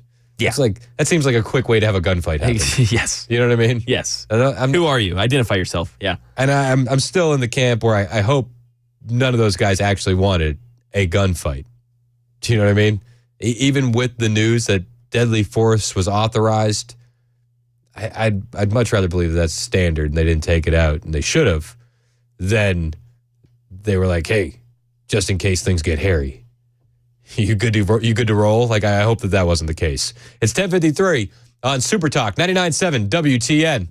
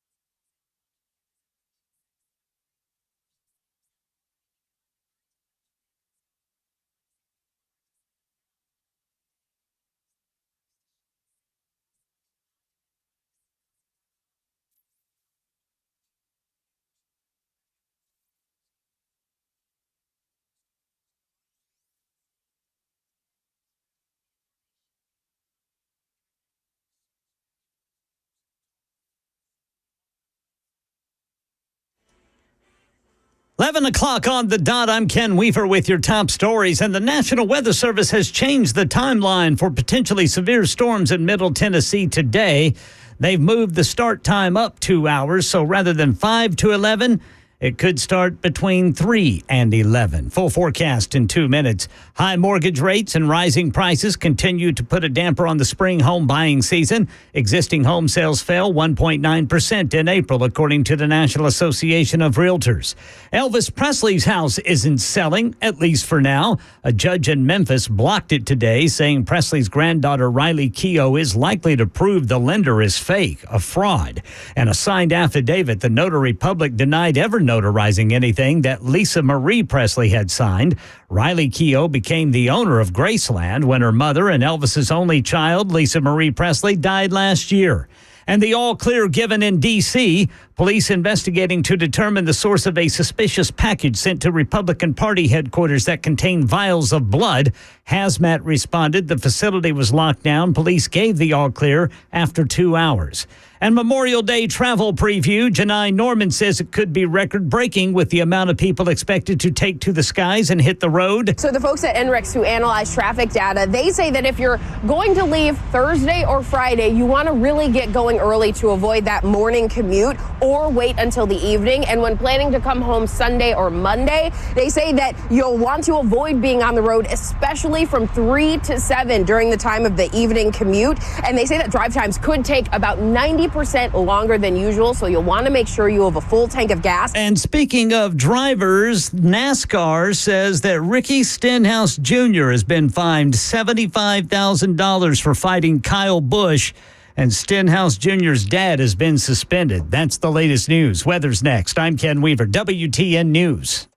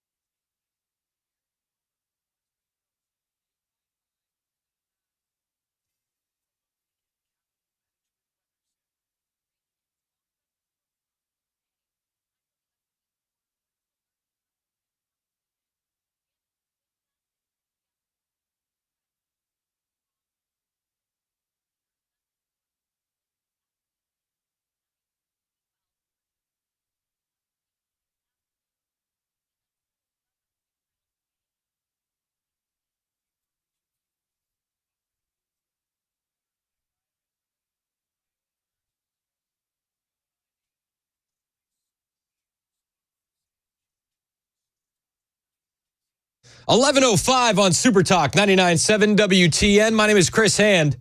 Very excited to speak with our next guest. You may know the website TennesseeConservativeNews.com. Brandon Lewis runs that website. Super smart guy. Joining the Chris Hand Show now. What's up, Brandon? You're very kind. I appreciate the introduction. Yeah, man, I mean it. I love it when you come on. You're always welcome. There's a story that I've been wanting to talk about, and you're the guy to talk about it. We've all heard rumblings of a commercial airline transporting illegal aliens to Tennessee, Memphis in particular. The flight's coming from LaGuardia. What do we know about this, Brandon? Well, what we know is this has been going on for years by bus and plane. We had reports as early as 2020. Republicans have refused to do anything about it. It is common. It happens all the time. We get reports of busloads of people showing up to Social Security offices, health departments. And so this is happening.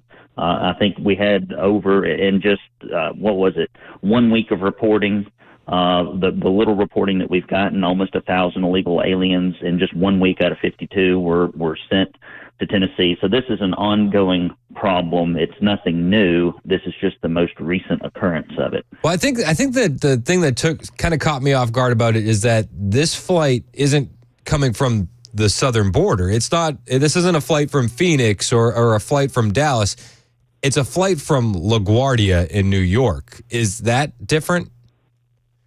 I don't think it is. I'm certain they're just spreading them around wherever they want to send them. They're doing all this stuff under the cloak of darkness. They're not reporting it. They're not forthcoming with the information because there's not a community in the world, even liberal Martha's Vineyard doesn't want illegal aliens to be put on their doorstep. Nobody really wants it, even though they virtue signal about it from time to time. Well, I guess my question would be, is this the state government of New York or the federal government that's filling planes with illegal aliens and sending them to Memphis? We don't know exactly, but it's almost assuredly the federal government. They're the ones that are funding and bankrolling all of this. And the thing that is so sad is we had legislation to stop this this year in the Senate. And it was killed by some, Todd Gardenhire, John Lundberg, and Kerry Roberts, who voted with the Democrats to keep from penalizing these companies for doing it, and also upholding the exception for mass transportation companies like Delta, American Airlines, Greyhound from mass transporting. And Kerry Roberts has Cheatham, Dixon, Hickman, Humphreys, Montgomery, and Robertson counties. So when you've got people like Kerry Roberts voting with Democrats to make sure that illegal aliens are mass transported into Tennessee, we got a real problem with conservative moorings in the Senate, and something needs to happen to change that. No, it certainly seems like we have a problem. And Gardenhire's name, I only hear his name come up when it's something negative as far as conservative circles go. You're correct. He is the head of the Judiciary Committee, and he has been probably the illegal immigrants lobby's best friend in Tennessee. Every time there's any initiative to stop illegal immigration, he was all for the center where kids were molested and lost.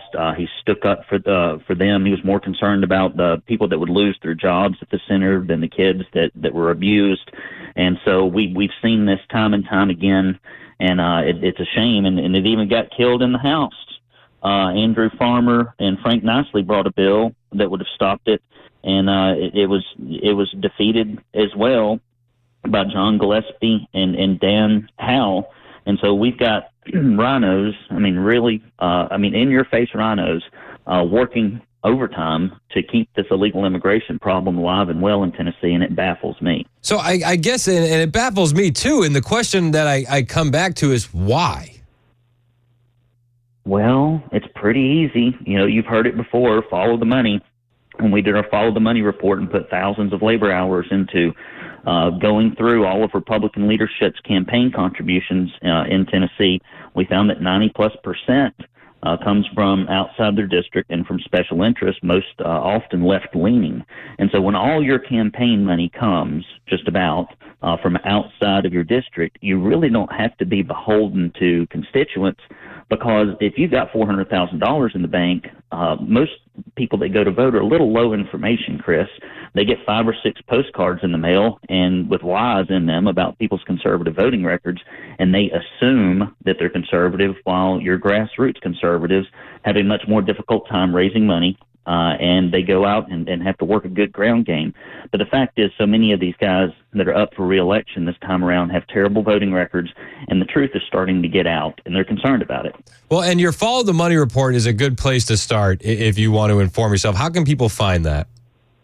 Well, I think you just go to followthemoney.net, if I remember correct. It's just a little landing page, and you can download it. So often, I have political instincts because I wrote a book called How to Raise Money for Political Office. That's what I used to do before I got out of politics. And so I always knew and felt like this is what happened after people had been, in office more than about 3 terms. But that report really just verified that the problem is this conflict in our state, Chris, between the left-leaning corporations and the lobbyists and the PACs that fund the Republican Party apparatus and the very, very conservative primary voters who go to elect them. And so there's a huge conflict. Few people know about it, but it is what drives the left agenda, the corporate welfare, the lack of educational improvement in our state. It is really at the heart of so many problems we have that we can't seem to fix. Well, it seems like at the heart of a lot of our problems are conservatives basically just being Democrats driving the speed limit. Who are the main offenders, in your opinion, that we have here in Tennessee? Well, you've got Patsy Hazelwood. She's got a great opponent here in Chattanooga, Tennessee. She's one of the worst. You've got John Lundberg, who's got an opponent with Bobby Harshbarger. Farrell Hale, who wanted to keep us locked up and signed all the letters about you need to take the vaccine, it's safe and effective, it stops transmission, don't be selfish, etc. Don't worry about the health consequences. He's got an opponent in Chris Spencer, who is backed by John Rich. So we've got a lot of people running this time around. We've had Chris Spencer on a bunch. He's a good guy. He is, and Tina Hedrick's running against Ken Yeager. I helped him get elected, and never thought that he would turn into a rhino, but he has. And sometimes you pick the wrong person, and they get up there and they get compromised. So I've never seen, at least since 2020, so many conservative challengers going against rhino incumbents, and I think you're going to see a shakeup in the Senate, and you're going to see a shakeup in the House leadership. Because I just don't think if these challengers get the voting records of the incumbents in front of the constituents that they're going to want it. Is illegal immigration currently the biggest issue we're facing? I don't know if it's the biggest issue we're facing, but it's the biggest issue that primary voters are concerned about based upon our polls. And so and that's the thing that really is almost like salt in the wound. Here's the number one issue that we could easily address by doing 4 things, and that's banning the mass transportation and enforcing it, cutting off the benefits that taxpayers pay for, cutting off the taxpayer-funded education, which costs $600 million a year, and then cutting off employment. We should have universal E-Verify. If you're going to come here and try to take a job from a Tennessean, especially our blue-collar workers, you ought to have to go through some sort of process. I think it's unethical. The corporations are driving it, and the Republicans are allowing it. Well, and it seems like this is just common sense stuff that you're saying. Why are our so-called conservatives, going against these measures? Because lobbyists live under their desk up in Cordell Hall, and all their money for their campaigns come from there. And if they want to later peddle their influence or get a corporate job, they've got to walk the line. And so much of this is just about money, influence, and power for the individual representative or the state senator, and it has very little to do with delivering the will of the people. I mean, like, for example, all this corporate welfare to Ford Motor Company and the Titan Stadium, every time that Tennesseans are polled, they don't think it's right. But Bill Lee celebrates it. I mean, openly celebrates it, knowing that Tennesseans aren't for it. And so we've got this ruling elite class. They're not really conservatives. They're just corporatists. And the reason they run as Republicans is because that's the way their district is drawn. They're class president types, and they'd run as anything if it got them elected. What do you think about the job Bill Lee's done here, Brandon? I don't like him. When you shut down churches and schools and tell Christians they're selfish for wanting to worship in person, when you tell people that masks work and the vaccines stop transmission and that social distancing works, and you turn out to be wrong on all those issues, and so many Tennesseans get hurt, and you put more small businesses out of business than any governor in Tennessee history, I just don't see that as being effective. And if you look at the largest line item in Tennessee, education, we've seen no improvement, but in fact regression, and that's the largest line item in the budget. So when you're managing a business or an entity and the performance metrics are awful, and not only do you not improve things, you harm people through your inappropriate decision making and not being able to see the truth. I mean, that's awful. I think that the history books will look back at Bill Lee and his treatment of the pandemic as probably the worst governor in Tennessee's history. Well, and you mentioned schools and how they're essentially falling apart. Where were you at on school choice, and what was your views on what the governor was trying to do there? Well, conservatives are split on that. And so my real desire, and I'm going to work on that this legislative session coming up, is for just a no-strings-attached tax rebate. I think if you have school-age children and you do not utilize the government education system, and many parents don't want to, we're homeschooling our children. Before that, they went to a little private Christian school, very affordable, great education, fantastic academics, small class sizes. This can all be done in the private sector. The government is not good at doing anything complicated that requires high degrees of customer service. They just aren't. And that's what I'd like to see. But what I don't want to see is the government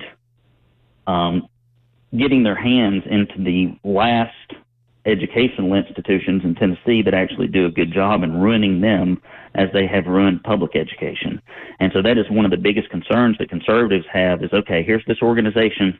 They'll give you money the first year, and then the second year there's a few strings, and the third year there's a few more, and then before you know it, these good private and Christian schools get corrupted by the money, and then what used to work no longer works, and so now where do you go? Yeah, and as your escape hatch. And the leftists and the Marxists are already trying to corrupt private Christian schools. They're trying to infiltrate and all that, so we don't want that.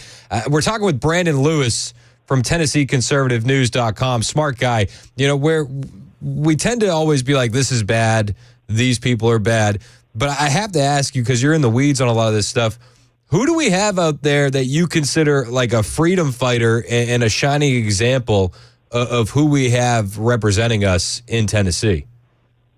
Well, the easiest place to find that information is if you go to rhinoreport.net. I'm pretty sure it's .net. It's Rhino Report, R-I-N-O, no H, report.net. And every year we tell you who the 5 worst are in the House and the Senate, and then the 5 best. And so some of and we've got last year's report is out there. And it links to the old report, and this new one will link to all 3 reports where we look at all the legislation and just basically identify the worst offenders and the biggest champions.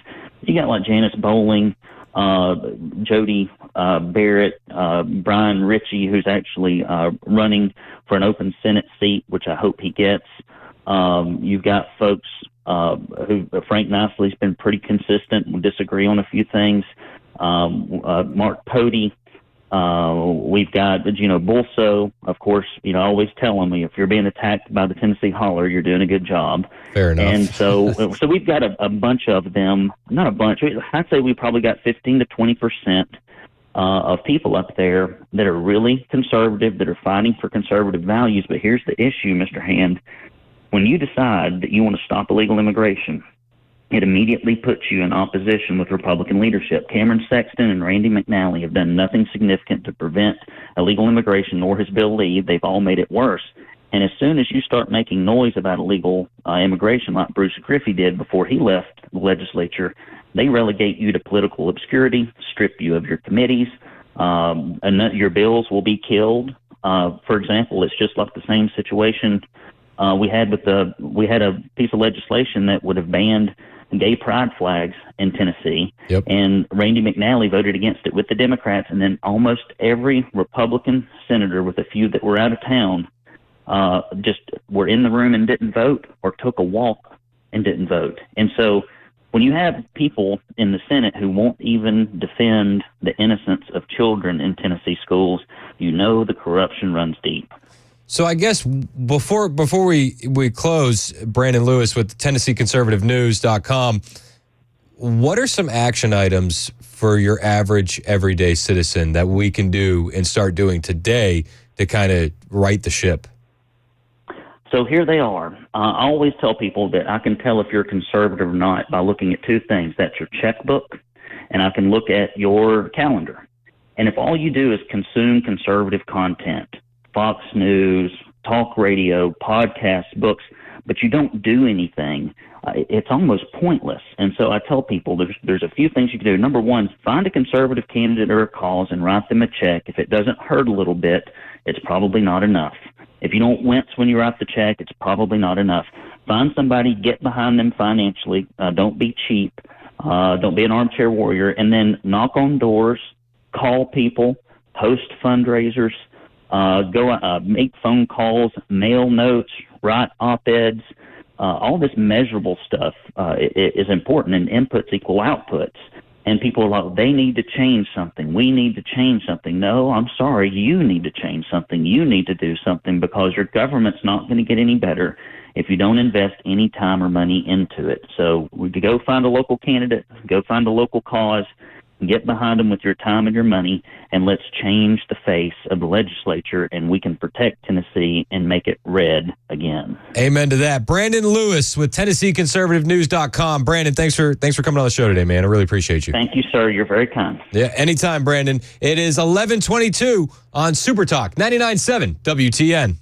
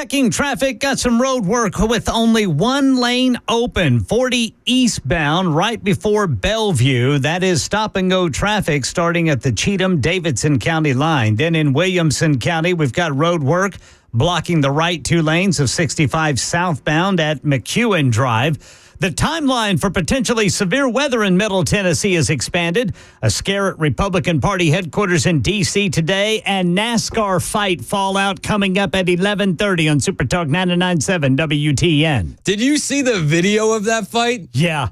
Woo! That was Stenhouse, man. He's got a heck of a right. I mean, it escalated quickly. Yeah, real quick. It looked like they were just kind of talking a little calmly. Yep. And then all of a sudden, Ricky just boom. Yeah, he heard enough. Yeah. Well, apparently, from what I understand, Mr. Kyle Busch might have started that. If there were more fistfights in NASCAR, I would watch it more. Well, here's the thing. Stenhouse, apparently after that fight, vowed to wreck Busch in this Sunday's Coca-Cola 600 in Charlotte. Let's go. All right. That might be appointment viewing. It might be, man. Hey, all right, cool. Tim in Franklin wants to talk about conservatives. Tim, you're on Super Talk. What's up, man? Yo, Tim. Hey, what's up, man? Well, I just wanted to wrap around with what he was talking about earlier, who the conservatives are. I think one of the challenges we have here in Middle Tennessee is we make the assumption that the supermajority is all we need. We brag a lot about, we have a supermajority. Oh, Republican, we're red. And nobody really pays attention. And then the second challenge that I see is I admittedly don't listen to your show every day. I think you're a pretty solid conservative from what I can hear. But there are some other media in Middle Tennessee and in Nashville area and West Tennessee, obviously Knoxville, that prop up a lot of the problem leadership in the legislature. And at the same time, they destroy a lot of good, solid, conservative grassroots organization. As an example, without giving the names of the radio shows involved, there was recently some commentary made by one of your radio partners here in Tennessee that, for example, Gary Humble was a leftist. And when you have so-called conservative or Republican representative radio and media personalities going out of their way to make sure that, solid, grassroots, family-oriented, conservative challengers and personalities and people are destroyed because of their opposition to the rhinos and to folks in the, let's just say establishment, maybe not rhino, but establishment, the power, the money, the folks he was talking about earlier. When you have these outlets that viciously attack and go out of their way to character assassinate and talk about a guy like Gary Hunt, he's my example that I use today. That's a huge problem because people listen to these radio shows, they listen to these folks, and they say, yeah, he's a threat. Gary Humble's a threat. And he's just one example. He mentioned Gino and all that. Gino's fantastic, a lot of respect for him.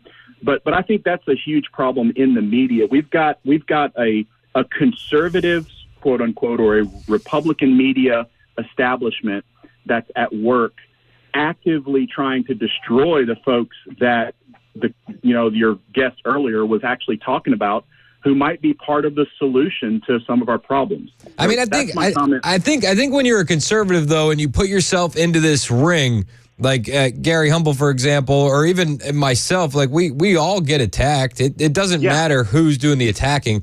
I think that if you can argue your points and make your point, then keep going. I for one think that we should be calling out Republicans we don't agree with. And I think that we should open the floor for more debate, not less debate. I agree with that. Open the floor for more debate. But when conservatives come along, when grassroots folks come along, they immediately get attacked as extremists. They immediately get attacked. And a lot of their most vicious attacks do not come from Democrats.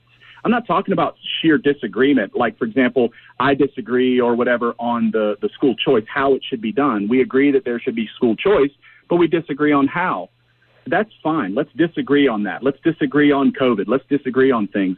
But I'm talking about going, conservative, so-called Republican commentators that go out of their way to say really, really difficult, vicious things about grassroots groups. And that's where I think we have to kind of clean our own house and stop doing some of that. Yeah, I hear you. I think you would need to take inventory on both sides and have more context before you start pointing fingers at this host said that, this guy said that. Which is why I didn't give any names. No, I feel you, and I appreciate it, Tim, and I appreciate your call, and thanks for listening, man. It's 10:30. Oh, it's not 10:30. It's 11:30. Time is hard. It's 11:31 on Super Talk 99.7 WTN.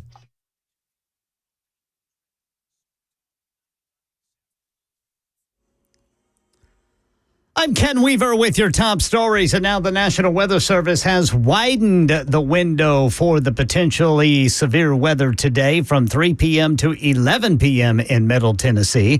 Full forecast in 2 minutes. Right now in our nation's capital, Stephen Portnoy reports on a scare this morning at Republican Party headquarters. Capitol Police say the package that arrived at the RNC headquarters contained 2 vials of blood.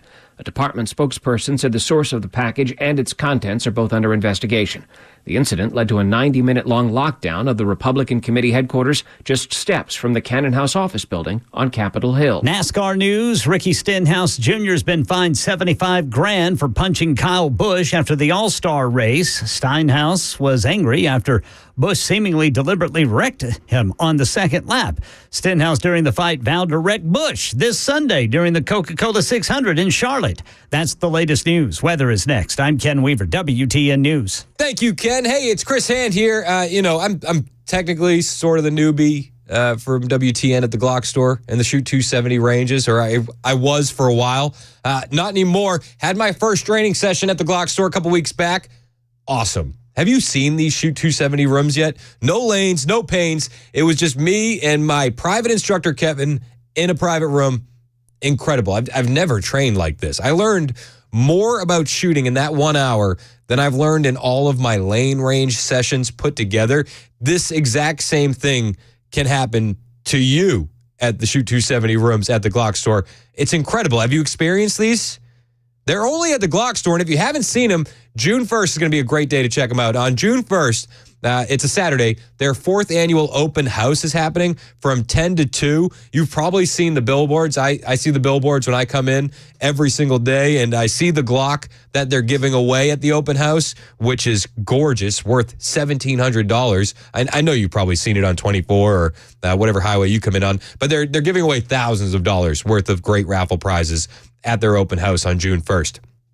There's going to be great political and 2A supporting speakers. Myself, Dan Mandis, Matt Murphy are going to be there. There's going to be some awesome shooting competitions like the Vortex Fast and Accurate stage and the Nightstick Low Light, No Light stage. And the low light, no light stuff, unbelievable to watch. I saw a couple videos of how they train in the no light, low light rooms. That's how you need to be training. And there's also going to be incredible one-day only prices on Glock handguns, performance part flash sales, and they're raffling off that custom Glock I was telling you about, which is worth $1,700 that day. You only need to be there to enter, not to win. It's the Glock store and Shoot 270. Minutes from the airport, worth the drive from anywhere, especially for the open house on June 1st.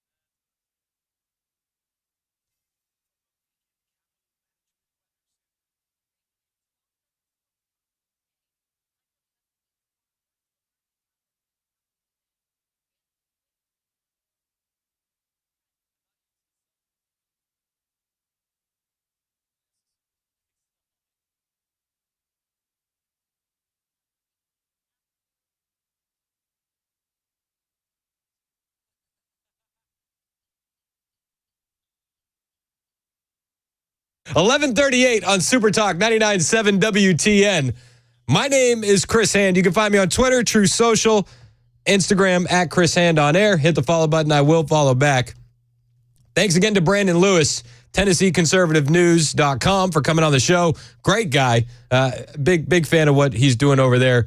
You know, illegal immigration is kind of the topic that we were discussing, and it's an issue. It's absolutely an issue. But Biden surrogates are going out there and they're shilling for him as best they can. New Mexico's governor was the latest to do this. Michelle Lujan Grisham, remember her? She's the one that banned the Second Amendment for a little while in Albuquerque. She's a great surrogate for Joe Biden. Great. Well, now she's going out there and blaming the border on, wait for it, Republicans. This has now become a really harsh political issue, and people get caught again and again in the crossfire. Shame on Republicans here. Again. Shame on Republicans here. Shame on Republicans. It blows my mind when they try to blame the wide open southern border on Republicans. Because what have we seen over the course of this Biden presidency? Well, we've seen the Biden administration stop Remain in Mexico. We've seen the Biden administration stop construction of the border wall. We've seen the Biden administration sue states all over the country. They sued Arizona to take down the shipping container wall. They sued Texas to remove the buoys from the river. They sued Texas to remove the reinforcements in Eagle Pass. They've sued Iowa for them daring to pass a law saying that they could arrest illegal aliens. They've sued Texas for that same reason. And now, yes, you guessed it, they're suing another state. The Biden administration is suing Oklahoma now over new laws that allow them to arrest illegal aliens. The Biden administration filed that lawsuit against Oklahoma yesterday, challenging their new law that allows local authorities to arrest illegal aliens in their state. Republican Governor Kevin Stitt, he signed that law. He signed that bill into law in April. It makes it a crime to enter Oklahoma without legal authorization to be in the U.S. And now the Justice Department is suing Oklahoma after they sued Texas and Iowa over similar measures, arguing that the legislation is unconstitutional. It's unconstitutional. Isn't part of the Constitution, protect the country from enemies, not allow an invasion? I feel like there's a little something about that in there. Don't. Sorry. I'll have Mac fact check it. I'm probably wrong. He told me not to. Yeah, fair. They say we've brought this action to ensure that Oklahoma adheres to the Constitution and framework adopted by Congress for regulation of immigration. Is there any regulation of immigration under Joe Biden? Honestly.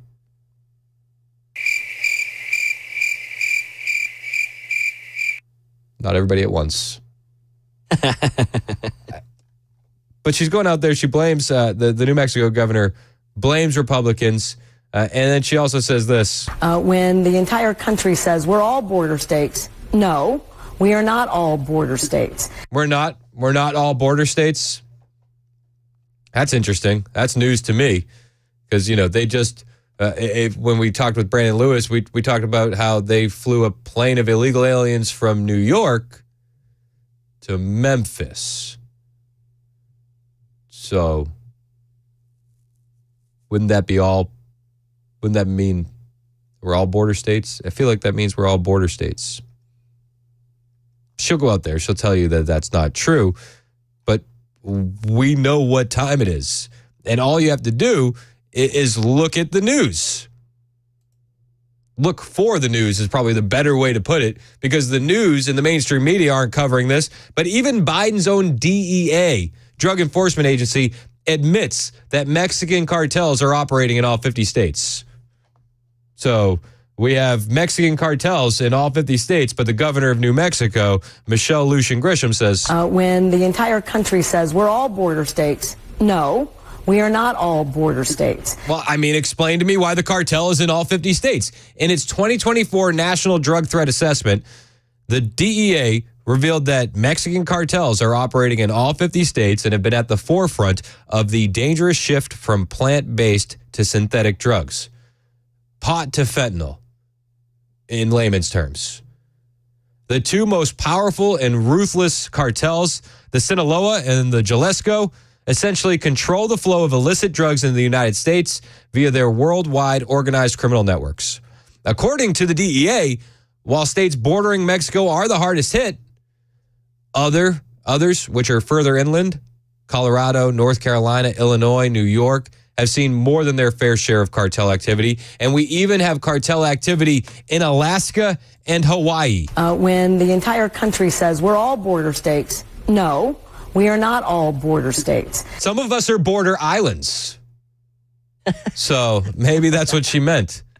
Maybe live in a border neighborhood. Maybe it's Hawaii is a border island. This is happening all over the country. Not in my household, not in my neighborhood. No, well, your neighborhood probably has a wall, right? Bingo. It's probably a gated community, sir. Freedom. Yep.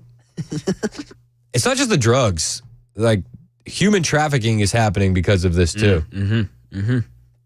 This is all because of Joe Biden's wide open southern border.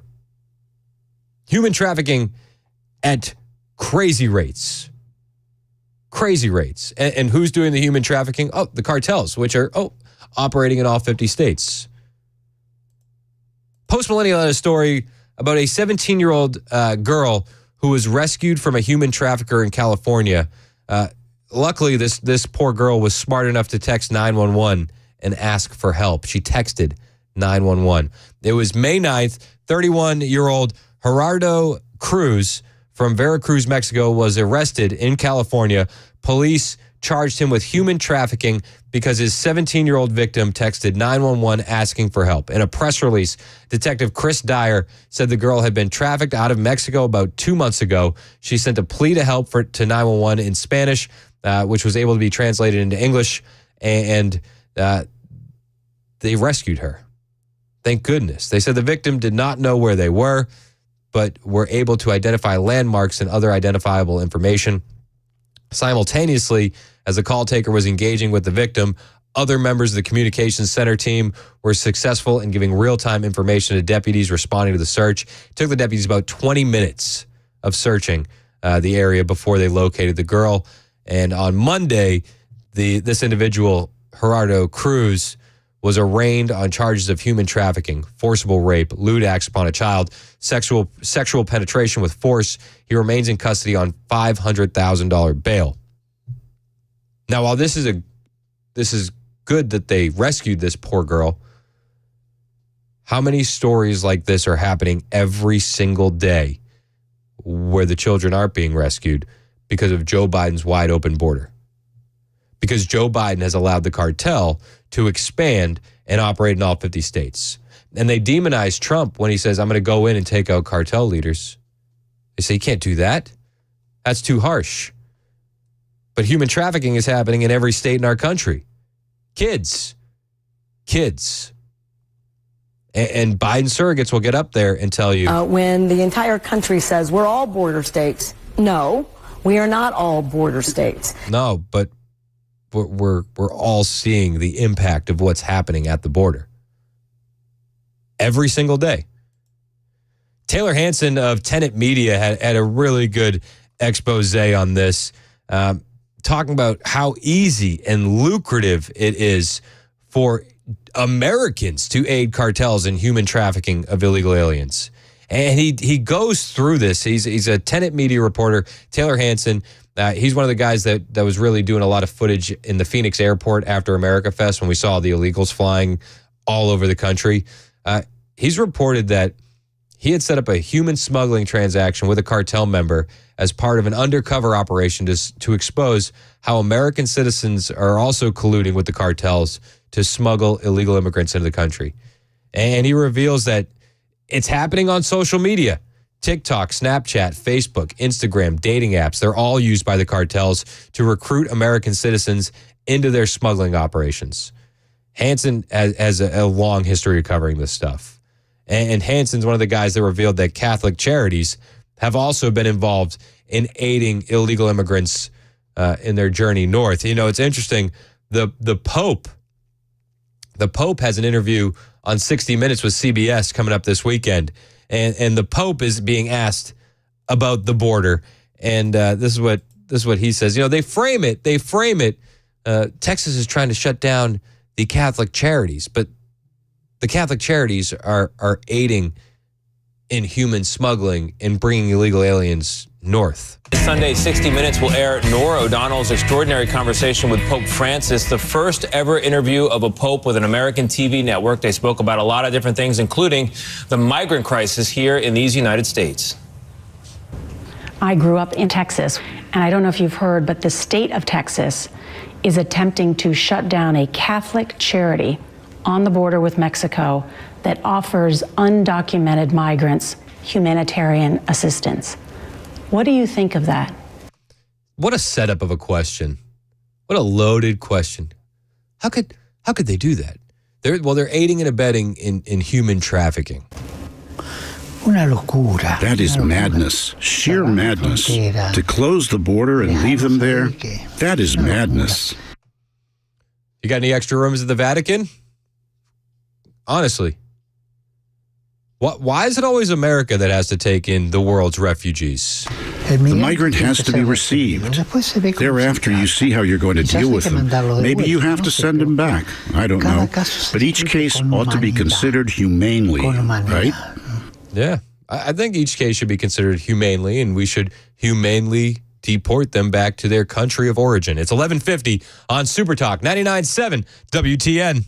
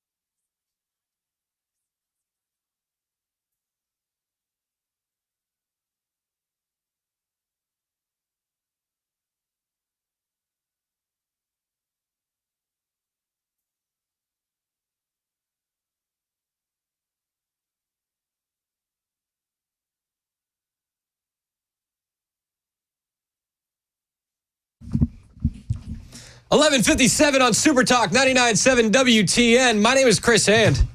Did you hear about Morgan Wallen? What? They're not letting him have they're not going to let him have a sign on his bar. Oh. Wait, Morgan Wallen has a bar? This bar. Is that like a reference to a song? I don't know. I don't listen to Morgan Wallen. I don't either. I honestly couldn't name a Morgan Wallen song. I checked out a pop culture in like 2000. Yeah, I mean, if you want some good kids songs, I can Wait a point minute, you in the right direction. You're the cool kid on the radio station. What are you talking about? I am, but like we're on like Danny Go right now. The Floor is Lava, banger. The Floor is Lava. That's a good one. It's a good That's one. a game, right? It Floor is. is Lava. Yeah. You ever played that game? I played that game, yes. Okay, good. I did. You get in trouble playing that game because you knock stuff over. Yep. We've lost a good coach or two. Yeah, he's not allowed Floor is Lava, and I had to get on the thing and then I didn't do it. Yeah, he's not allowed to have a sign on his bar. What? We're talking about it. Yeah. 12 o'clock hour. I wanted to talk about it, but you know what happened? What happened? I said, Mac, don't let me forget that I want to talk about that. And then I walked out of the room. I sat down in here in the studio. I said, what was it that I wanted to talk about? And you know what Mac said? I have no idea. Gosh darn if I know. I'd like to congratulate you two. Oh. Congratulations. This is really special.